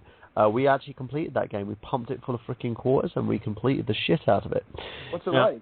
It's amazing. It's basically it has a small sort of Silent Hill story. Family comes in off the boat, and they end up basically corrupting the town. You're playing two agents that attempt to go through. It has all the Silent Hill mainstays like Pyramid Head, like the demons, the zombies. You even have like the little fetus fucking monsters and shit like that in there as well. And you hear like the radio where it's like the sirens. You hear that before these monsters come in. It's mostly sort of a rail shooter in terms of the gameplay, but in terms of being a Silent Hill game, I wouldn't follow it story based. I would just enjoy shooting shit out of things. Is it part of the canon, like the Silent Hill canon? I don't think it is part of the canon, but it was a fun game to play. That machine looks amazing. Have you brought it up? Yes. Yeah, the guns are fucking awesome as well on there. Holy shit. But being the whole video game consoles, the arcades basically created a $5 billion revenue grossed by movies as well in the United States, because a lot of the arcade games are being ported into films as well. Around the 1990s, the fifth generation of home consoles, Sega Saturn, PlayStation, Nintendo, began offering true 3D graphics by 1995. Personal computers followed with 3D accelerated cards. Arcade systems such as the Sega Model 3 remained more advanced in the home systems, and consoles and computers began approaching technological parity as the arcade equipment and technology advanced. The arcade games had their ability to customize and use the latest graphics. Sound chips narrowed and convinced the home games could be rapid decline. The arcade game by 1998, Sega's 128-bit console, the Dreamcast, could produce 3D graphics on par with the arcade machines at the time. And did you guys know that the Dreamcast was actually using the same technology near enough to Yeah, I was just about to say that. They're using the Naomi arcade board. Tell us a little bit about that, Xander. I mean, I don't know too much about it other than it was pretty much the same arcade board that was used in, the arcades like Crazy Taxi, Soul Calibur. A lot of the Dreamcast games was using that Naomi arcade board, and it was just... Actually, I mean, they were using that arcade board all the way until, I believe, 2006. They were using that arcade board. I mean, it was freaking awesome. That's one of the reasons why I love the Dreamcast so much, because it's pretty much like owning an arcade in your house. Yeah, Dreamcast, the Soul Calibur was like the best fighting game. It really was, especially at the time. I mean, if you look at the Dreamcast, if you look at the library, if you're like an RPG enthusiast, it's probably not the most attractive system to you, because there aren't a whole lot. I mean, they do have some RPGs. They don't have a whole lot. But if you love fighting games, shooters, racing, light-up game, like light gun games, that's the console to have, because, I mean, it's just got so much you can play on it, man. It's awesome. Rail shooters, man. Yeah. They had a lot of cool rail shooters. Man. I will say, if anybody wants to check out the Sega Naomi system, there was a YouTube channel, I'm just trying to bring it up at the moment, who basically detailed this system. It was a gentleman who had his own YouTube channel, talked about it a little bit. I'm trying to find him at the moment. He didn't do another season, which was sad, because he had like the collections of every single home arcade sort of consoles. He had like the Naomi systems. He had all the Sega arcade systems, and he also had the Neo Geo system as well. So watching him go through it was amazing. I found him. I'll tell you what his name was. It's called Retro Hardware. A very, very good show, basically on arcade. He talks basically a tour of his parts of his vintage gaming, and talks about the retro hardware and stuff. He was on the Game Station. Sadly, the series never did anymore for some reason. He didn't do any more shows.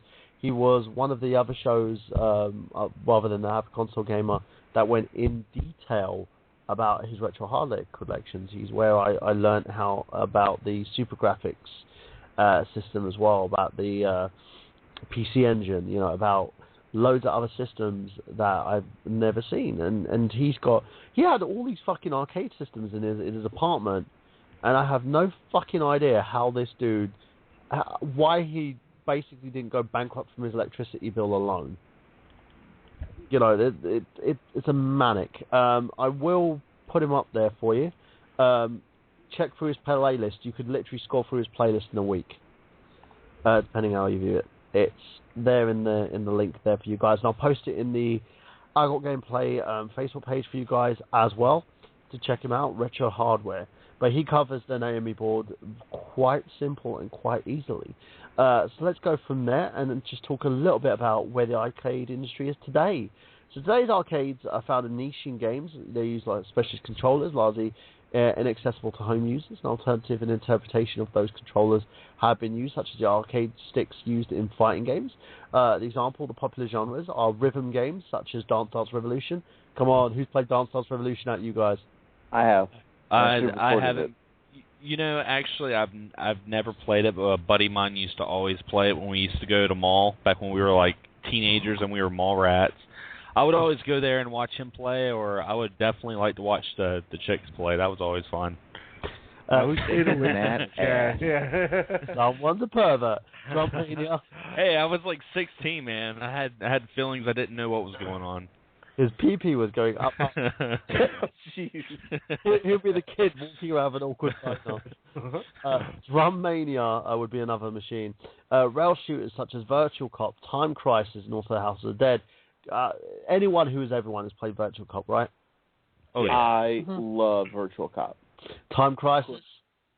Yeah. Well, that's one of the things I wanted to say real quick. Someone talked about home console ports, what being one of the reasons why arcades kind of went away. When I got a PlayStation, the first game I ever got for it was Time Crisis with the gun, and I spent hours and hours and hours on that. And it never even occurred to me to ever even go to an arcade to play it because I had it in my house. That freaking gun com was awesome. It was so nice, yeah. It was weird as well, though, because in order to play the gun, it had like these little connectors at the back. Yeah, it did. That you had to stick in the audio-visual ports as well as just the video, yeah. Yeah, and then plug it into the freaking other port as well. But you had kind of arcade-perfect versions of those as well, because like with the FMV games, there used to be FMV kind of players. I remember this little tape thing my dad had, where you'd put the tape into the tape player, and you would have like the flash gun. Oh, I remember this. Yeah. The Angry Video Game Nerd just did something with that. It was like a red suction cup thing that you stuck on the television. Yes. Yeah, I can't remember the name of that thing. And I had like a sort of a similar thing. My cousins had it because they were rich. At that time, only the richest people would have those things because I was poor. I used to wear like 3-month-old shoes. Anyway. And feel sorry for me. Anyway, the video games sort of migrated over to the home systems, including the Dreamcast, which was the Naomi Atom's Wave hardware, PlayStation 2, which is a System 246 hardware, Nintendo GameCube, which was the Triforce hardware, and Microsoft Xbox Shinro hardware. Now, what people don't understand about these things, each of these systems actually had compatible arcade cabinets. Now, as Zan was talking about the Naomi hardware, if you were playing a Dreamcast game, you could literally use the Dreamcast memory stick to go over to the arcade systems that supported the Naomi hardware and download your saves onto those hardwares. Believe it or not. Pretty similar to what the Neo Geo did with the AES system, right, Lo? That's correct, yeah. Yeah. The PlayStation 2 had the 246 hardware, of course. Again, you could use the PS2 memory card on specialist hardware systems. Only available in Japan, though, because we didn't actually get that over here. Did you guys have that over in the United States? Which one? The PS2 support systems? No, if we did have it, I never saw it. Well, you guys definitely had the Triforce system, which was Mario GP, and it's part of the Namco, Sega, Nintendo trifecta of systems, and they supported the GameCube memory cards, so you could literally update your scores and stuff and migrate them over to the GameCube. And then you had the Microsoft Xbox 360, which was the Shinro home console. Some arcades survived the expanding into ticket-based prize redemption systems of physical games with no home console equivalent, such as skee-ball, whack-a-mole, some genres particularly dancing and rhythm games, such as Konami's Dance Dance Revolution, continue to be popular in the arcades as well. The Japanese gaming industry, on the other hand, arcades have remained popular through the present day. As of 2009, Japan's $20 billion gaming market, $6 billion of that is the arcade market, of course.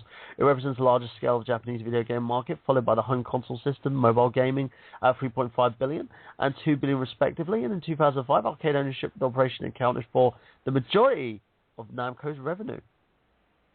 I do have to say, there's one. If I could have any sort of arcade cabinet, the style I would really love to have is those Japanese can cabs. Oh, the white ones. Yeah, the ones that you can sit down and play. Oh my God, those are just amazing. I love those. Someone to check out, quick shout out of a YouTube channel if you guys are interested in what it's like living in Japan and fixing consoles and arcade units. And he went silent before he could give that person a shout out. I call shenanigans. Dan, are you there? Can you guys hear me? Yeah. Sorry, for the person that you're shouting out, I have to do this for them. Betrayal! Betrayal! Betrayed me! I'll do it perfectly. What I was going to say was Luke Morris 1 on YouTube. Definitely check him out. He's been doing it for a long time. He's been on YouTube for about 5 or 6 years now, and he's an American that lives in Japan. And he goes to this place called Hard Off. Oh yeah, I've seen this guy before. Yeah, he goes to Hard Off, which is like a electronic recyclable place, and where they take a bunch of electronics and they pretty much just dump them all off there. And he goes there and he picks up these systems and games super duper cheap, takes them back home and fixes them up, and he films all of it. And the guy's amazing, and I'm so envious of him because he'll be like pushing his cart. Oh look, a PlayStation 1.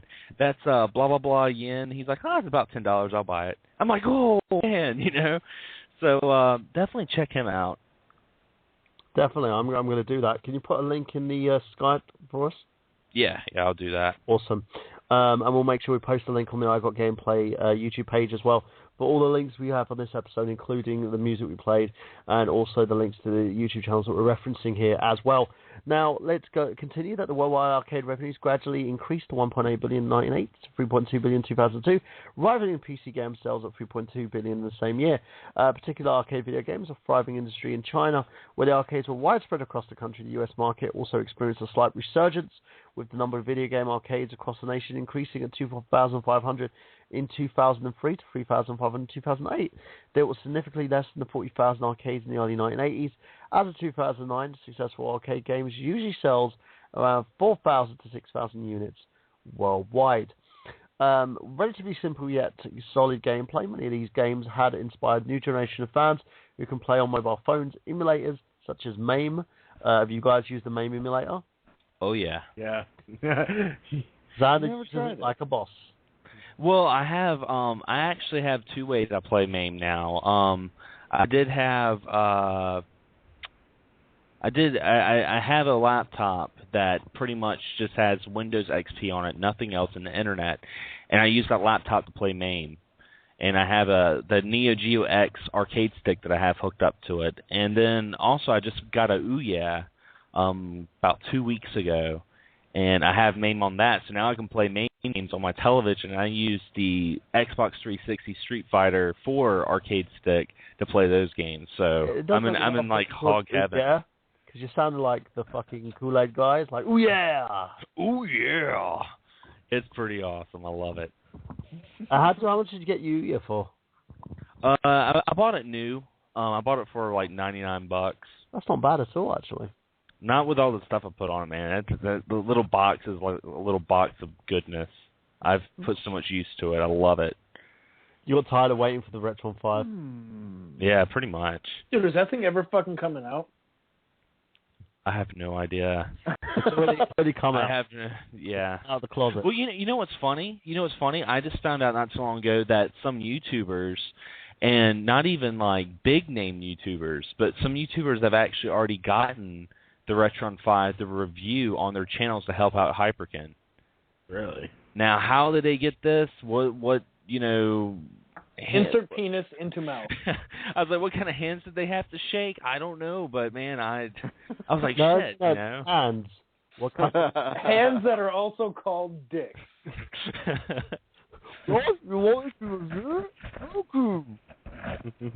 So there we go, guys. So if you want the full arcade experience, you can actually experience them on the MAME systems. Now, pretty much on there, that's where Xander basically was stating true. If you want to basically go to an arcade system, you can go to the expos, you can go to several different places and see them. Some companies, such as Capcom, release the arcade-based systems so that you can actually experience games such as Street Fighter 4 Ultra, which pays homage to the arcade systems of yesteryear. And, but for now, where does that leave the arcade systems themselves? Let's ask you guys this big question. What do you think is going to happen with the arcades as is? What's the future that lies behind these systems? I got one. It's barcades. Yep. I was just going to say that. You're right. Yep. Busters. Yeah, because I mean, what it is like, we're getting older now, and there's bars that you can actually go to that are like adult Chuck E. Cheese's. I have one in town called Blue Post, and pretty much it's funny because the Blue Post is in downtown Wilmington, and the building actually used to be a whorehouse back in the 1800s. But yeah, you go into this ancient whorehouse, and you can play skee ball, you can play arcade games, you can also do shots, and it's very interesting because it's, like I said, it's for adults that are in their their 20s and 30s onto like early 40s that are going to these arcade places and reliving their childhood and trying to get lucky. It's awesome. I love it. Yeah, I agree. There's a place that's just opened by me, and it's okay. So there are things like Dave & Buster's, which are like kind of bigger scale things. They actually like restaurants with an arcade there. But there's one that opened up near me called The Quarters, which is like a double reference, obviously. And when you go in there, there's a small bar, and then there's just like 25 arcade machines. And then every time I go in there, it seems packed. Yeah, it's freaking awesome because I mean it does show, because retro is getting such a big buzz now, and I mean with that being said, people are collecting vinyl, buying cassettes, buying VHS. I've seen people do VHS pickup videos now, and God. Yeah, I've seen people do that, and it just shows like people kind of going back to old. Better times. And I think a lot of that is because of what we were talking about earlier about we're not as sociable as we used to be, and it's just not natural. It's not natural for us to be, cooped up in a house all day on the internet. I mean, there's this thing in our brain that after a while we have to go out, and I think that's starting to happen. And, we're starting to see barcades and, stuff like that. I'm excited about it. I wish my fiance would have been on because I would have asked her. Well, maybe Craig, you could tell me. Well, like up there in New York City, if there's any of these types of arcades for adults and all that. Well, yeah, I mean we got a whole franchise of Dave & Buster's. They're all over the place over in New York. Other than that, like in the city, yeah, like in Brooklyn, there are barcades and stuff like that. Around like upstate New York, not so much. Okay. So if you're looking at that, if you're looking at the barcades in a sense, are these kind of the places that are attracting sort of the retro niche genre, the adults in a sense? Well, the adults. I mean, you could go in. It's basically like you could be 20. You got to be like 21 to like go in there and party. You know what I mean? Yeah. So it's all people. It's not like a bunch of little kids running around. No, I agree on that one as well. And what about you, Zach? Where do you think it's gonna go from there? Where do you think it will be next to the arcade systems? Do you think the genre is going to see a renaissance, or do you think it's going to probably just end up dying a slow, painful death? Well, it's funny because retro gaming and collecting is coming back really, really strong. I mean, look at prices of things. But the thing of it is that those are retro home consoles.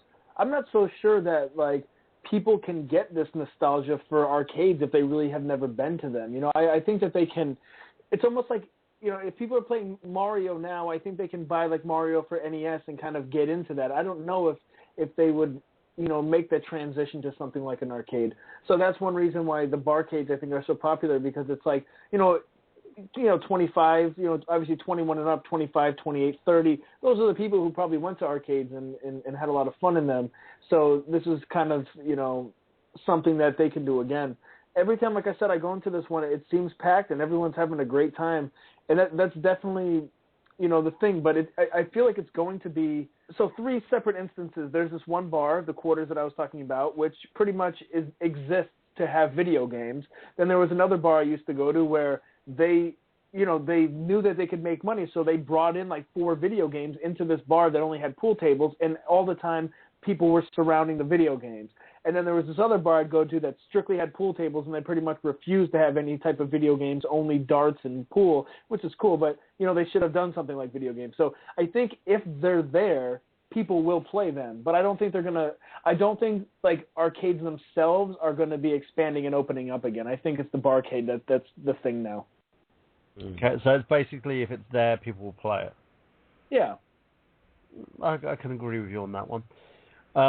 So where do you think it's because, though, that the home console's gotten so advanced that there's no need for the arcade systems now? Well, I don't even think it's so advanced. I think there's, someone was saying, there's different types of games now. So, if people want to play RPGs, they're not going to go to an arcade to do that. If people want to play MOBAs, they're not going to go to an arcade to do that. And you look at League of Legends is the biggest game on the planet, and that's not in an arcade. So people would be on their computers. Actually, I forgot about this, but when I lived with Booch and everybody, all my roommates, they actually got a day together and they all went to an arcade. There was like an arcade in the mall somewhere, and they all went there for a couple hours and played video games and stuff, but they went there purposely to play arcade games. So there is still that nostalgia feeling where people will go, but I just feel like one big thing is that games have changed. They're not, the games that are really, really big aren't arcade games anymore.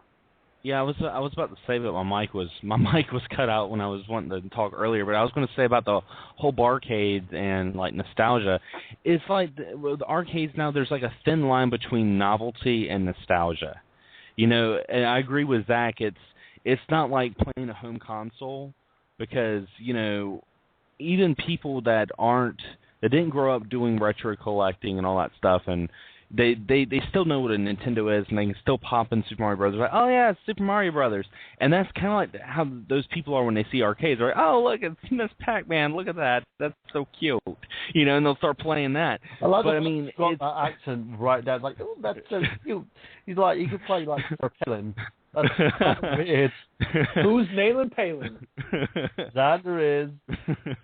But no, it's not the same as retro collecting, and I don't think it's ever going to be that way. And but I think there's still going to be that. I don't think arcades are going to go anywhere.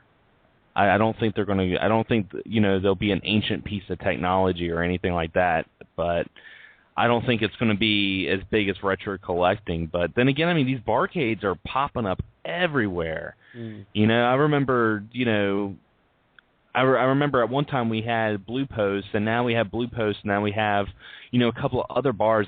I live in a college town, so there's a bar around every single corner, and a lot of them you're going into are starting to have more and more arcades. And sometimes they're not like extravagant game rooms, they're just, a couple of cabinets, but it's still, something there, And people are also emulating the cabinets now, aren't they? Because you get these makeshift PC variations of arcade systems, like the MAME systems.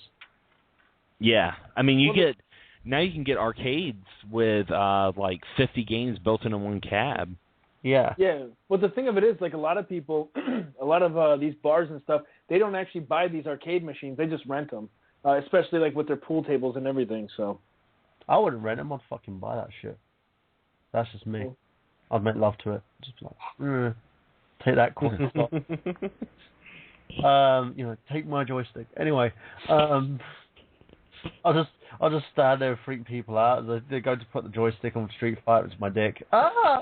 When I was at their place, the Quarters, for the 4th of May, which was the Star Wars Day, and I was playing Rampage with 2 other people, and like the lights where you put the coin weren't like turned on, and I could not find the slot for the coin. Like I'm like stopping the game while like trying to put my quarter in. I'm trying to look down. I can't see it. I had to stop playing the game. I had to like get down, look for the thing, and put the coin in. I couldn't. Like, I don't know why the fuck weren't the lights on? And he risked being anally violated by doing that. Well, I scrunched down. I didn't bend over. So like I bent my knees, not my. So yeah. I was always watching. You got to watch the manhole. Yeah, he's like, it's prison rules now. Bitch. That's what he said. Prison rules. Prison rules. I've got to make sure that nobody touches the madness. You know. Oh, poor Zach. Didn't want to get himself violated. Yeah. But yeah, anyway, I eventually found it, and yeah, that was that. Yeah, and someone eventually found you too at the same time. So going on from there then, guys, as we see that's the future, do you think arcades are going to end up like staying in this form, or do you think they're just going to end up getting wiped from existence? We have to actually realize that some of these games are coming out. I mean, they're still releasing arcade games today, but they're more like amusement parks, as it were, like amusement parks. Mm-hmm. Yeah, even Luke Morris, like he was talking about arcades in Japan, and he was talking about how, you know, the fighting games are still big, but like the big arcade games in Japan are like the what we would call the gimmicky ones, the ones where you go into like this like they had one where you go inside this little half car thing and it like tilts and stuff and you're like shooting things, you know, and it's depressing because I used to have a lot of arcades here in town, and I went to Jungle Rapids with my drummer. I was like, dude, let's drink some beers and let's go and play some arcade games. I went in there, and it was like there was nothing but racing games, light gun games, and that was it. I mean, they had one. I thought you were going to say raping games. I was like, Xander. Yeah, they had raping games, but no, like the only cabinet they had that felt nostalgic to me was they had one Galaga cabinet, and that was it. And to me, I don't feel like an arcade is an arcade unless it's got a Donkey Kong cabinet and a Street Fighter cabinet. That's just me. That's an arcade. You know what? And I had the pleasure of playing a Donkey Kong emulator cabinet at the Play Expo. Someone basically decided to get around Nintendo's copyright strikes by putting together a cabinet called Dinky Kong. Same thing, you know, and it even had an extra level. There was another level on it where your sort of plumber-like character, Mario, was going around a conveyor belt. He had to climb up to the top by trying to survive the conveyor belt at the same time and jumping over the other barrels and stuff. It was awesome. I enjoyed it. You know, I nearly got to the kill screen, but alas, wasn't meant to be. And that's another thing as well. We still have companies reproducing these cabinets, you know, making their own variations of these cabinets, putting together arcade systems, you know, even if they're self-built PC emulated systems, or if they're basically arcade systems built to basically for people to enjoy. You know, the arcade culture's still there, but as we've known, because of how great consoles have gotten, because of how great they've gotten at emulating them, it's kind of left us more and more in our own kind of abyss in a sense. And it goes back to the fact that, would you blame gamers as the reason why the arcade genre has kind of gone out of style, or would you basically blame home consoles generally? I don't think you can necessarily blame anything. I mean, there's normal evolutions of things. You know, it's like, first of all, if you look at a company, say, you know, Turtles in Time, why not make two different versions so that they can make, you know, money from people either buying their arcades, renting their arcades, you know, people playing on them, people buying the Super Nintendo versions, all that kind of stuff. It's just the natural evolution of the way stuff is. You know, people might not want to go out. You know, people may be working less hours, getting less money to spend. They don't really want to go out. Maybe, you know, there's people who are, you know, in horrible shape because they don't want to work out. It's the ease of being at home, plus maybe you have kids, plus, you know, all this shit, stack it on top, and, you know, maybe that all the people who were flooding, you know, the arcades back in the day are all grown up now and have kids and full-time jobs, and they're working 60 hours a week and all that kind of shit that they don't necessarily have time to go out anymore. Yeah, and I agree with you on that one, and that's the main thing here. When you're looking at stuff like that, you have to understand that there's accessibility, and truthfully, arcades aren't that accessible anymore. You know, and that's kind of the lesson we learned. And with evolution, with progress, with these new graphics, with these new systems, everything's going to become old and used one day. And in turn, everything else is going to become retro. So in a sense, guys, if you do have a place that has these arcade cabinets, go and support them. Make sure that you keep these places in business so you keep getting these arcade cabinets coming through. So that's pretty much it from us here. Now we're going to go on to the plugs. So we'll start with you, Zach. Plug away. All right, well, you guys can find me at youtube.com/gettingyournerdon. We try for 3 videos a week. We normally hit 2, sometimes 3. I do videos of me scouring GameStop dumpsters and showing my finds. We have a Let's Play segment called 2 Pro Noobs where me and my co-host Kyla, we just talk and try to be funny. And then we have a pickup video every Friday, which, you know, we have $20 to spend for the week. You guys tell us who spent it better. And now I finally found a wrestling belt. So whoever wins the previous week will get to wear the belt in the next episode. Oh, you found a wrestling belt? Yeah. Did you get it custom made? No, well, watch the video. It's the newest one. I put it up yesterday. Oh, I'm going to watch it. I'm watching out with a freaking fox. And remember, guys, you can catch them on nerdgenius.com and retroisland.com as well with these videos if you want to go and check those out there. So going from the lovely Zach Latour, let's go on to Xander Scullion. Xander, plug away. All right. Well, you guys can listen to my podcast that I host called Excess Gaming Podcast on Podomac.com or on iTunes. Also have a YouTube channel. That's youtube.com/XanderScullion, where I do various videos. I've been kind of trying to think outside the box of video games. Like my last upload was actually my reactions to the new Godzilla movie, which is awesome. But but also I'm on Twitter, Excess Game Podcast on Twitter, and on Instagram it's Xander308. And yeah, that's it. Oh, and you guys can also check out all my content on the Nerd Genius put out by Mr. Burhan. So of course, so make sure you check it out. And also, there's a new show me and Xander are debuting very, very shortly. We're going to be shooting the pilot for it this Sunday. So hopefully you guys can check that out. That'll be debuting on Xander's channel as well, so make sure you do. Now, Craig, where can we find you? Well, I'm always on Facebook, so that's my home away from home, I guess. If you want to catch me, I'm there. I'm also on Twitter. I got a Twitter account. Craig Kells at Twitter, and you can also catch me here on this network Saturday nights here on this show. Also, Jeremy McDougal's new show, Top Tier Game Reviews. We'll be doing a special episode about 3D Mario games this Wednesday at 8 p.m. So definitely check that out too. I mean, you guys are into gaming stuff. Yes, and Travis.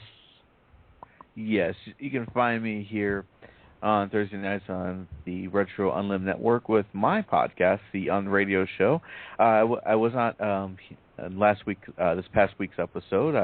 Had some issues come up which did not allow me to be on the show. But did you listen to the show? I have not yet, but from what I heard, it was pretty wild.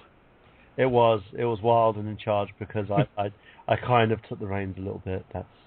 That's perfectly fine. I appreciate you guys picking up the slack. I kind of need a spanking for that episode, but still, check it. Oh, you naughty boy! You sound like you're from London. I put that up on the by the way. But anyways, check that out on Thursday nights, 8 p.m. Eastern, 7 p.m. Central.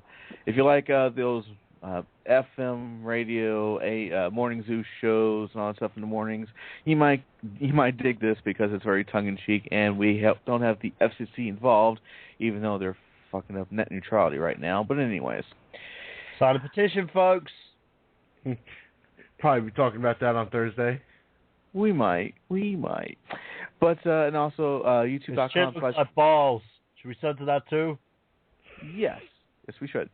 But anyways, youtube.com/RoseCardReviews and youtube.com/RoseCardLet'sPlay. Doing Mario Kart. I've done Mario Kart 64 last week and did Super Mario Kart this week, and going to try get some footage recorded for the next week's Super Mario Kart week's worth of episodes, but when I'm playing Double Dash, which is a good game. I can't wait for that as well. And you can turn over to my channel where I'll be playing Super Mario GP. Yes. And Mario GP 2. And I'll also be guesting on one of Travis's Rose-Colored Let's Plays as I watch him play another Mario Kart game. So make sure that you guys check us out on that. It's going to be fun as hell. We're going to try and find a way to work it out where we can play together. We either may have to wait for Mario Kart 8 to do that, or we may find a Mario Kart game where we can actually play together. Because I know the Nintendo Wii doesn't actually have any servers anymore, which is kind of... No, sadly does not, no. Yeah. But yeah, so check us out on that, guys. And of course, you can check all this content out on nerdgenius.com. Check out Dan Ashley's amazing articles, including Quantum Geek.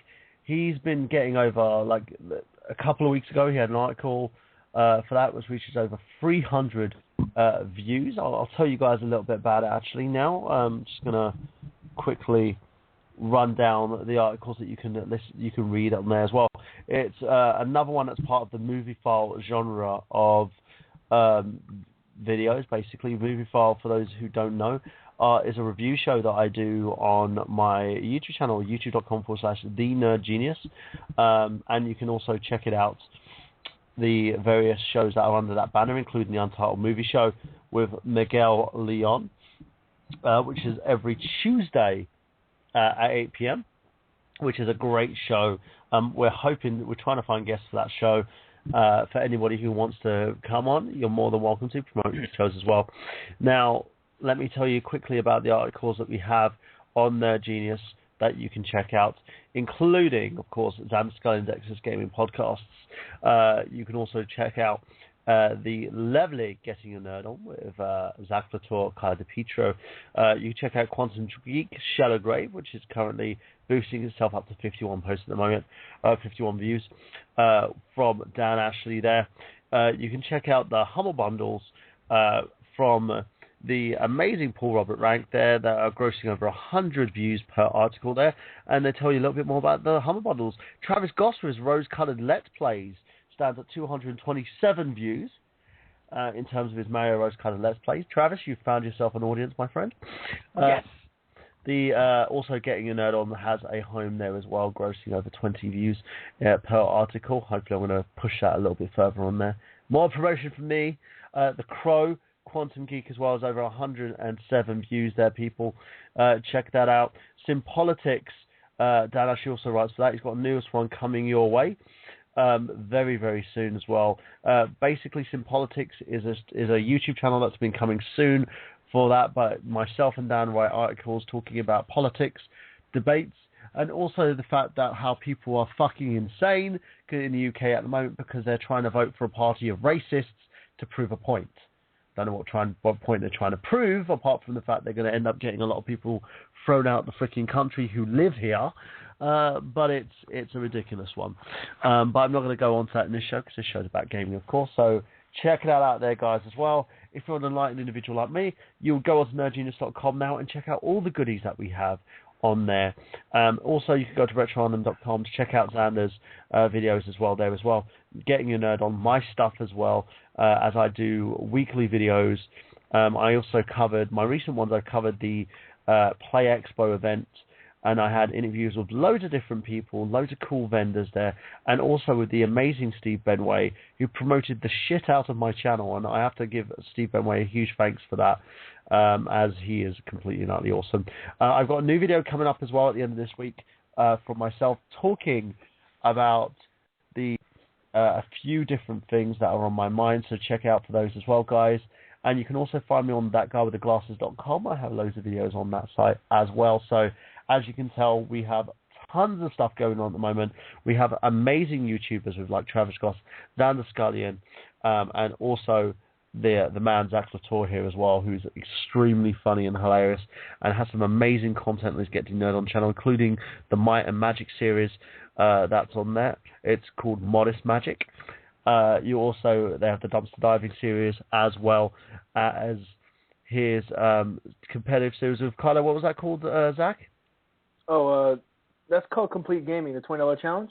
Complete Gaming, the $20 challenge, where him and Kyler fight it out to see who can actually spend $20 on some good finds. So you check that out, guys, as well, and make sure that you stay tuned to the Retro Island Network for our amazing shows. Mondays we have the Desert Island Gaming with John Latimer, where Zach was actually on an episode of that as well, including myself. So we're going to have a lot more of our guys on these episodes. You also check out Monday, also in the afternoon, with the XF5 radio show. It's currently on hiatus.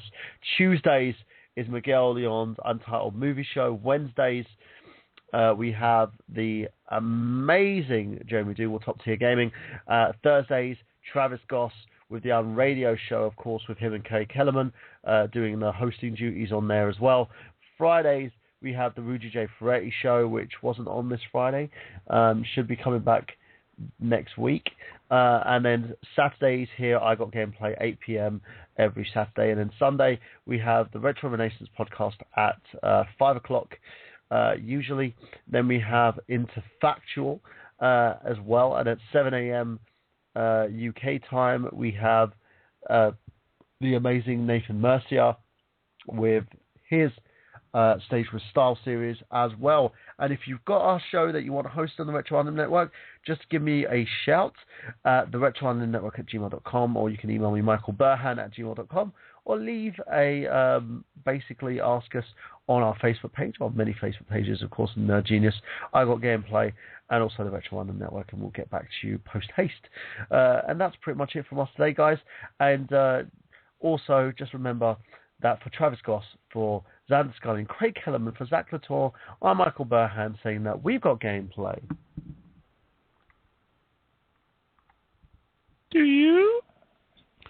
Not yet. We've got gameplay. Have you? Yeah. If it would actually play.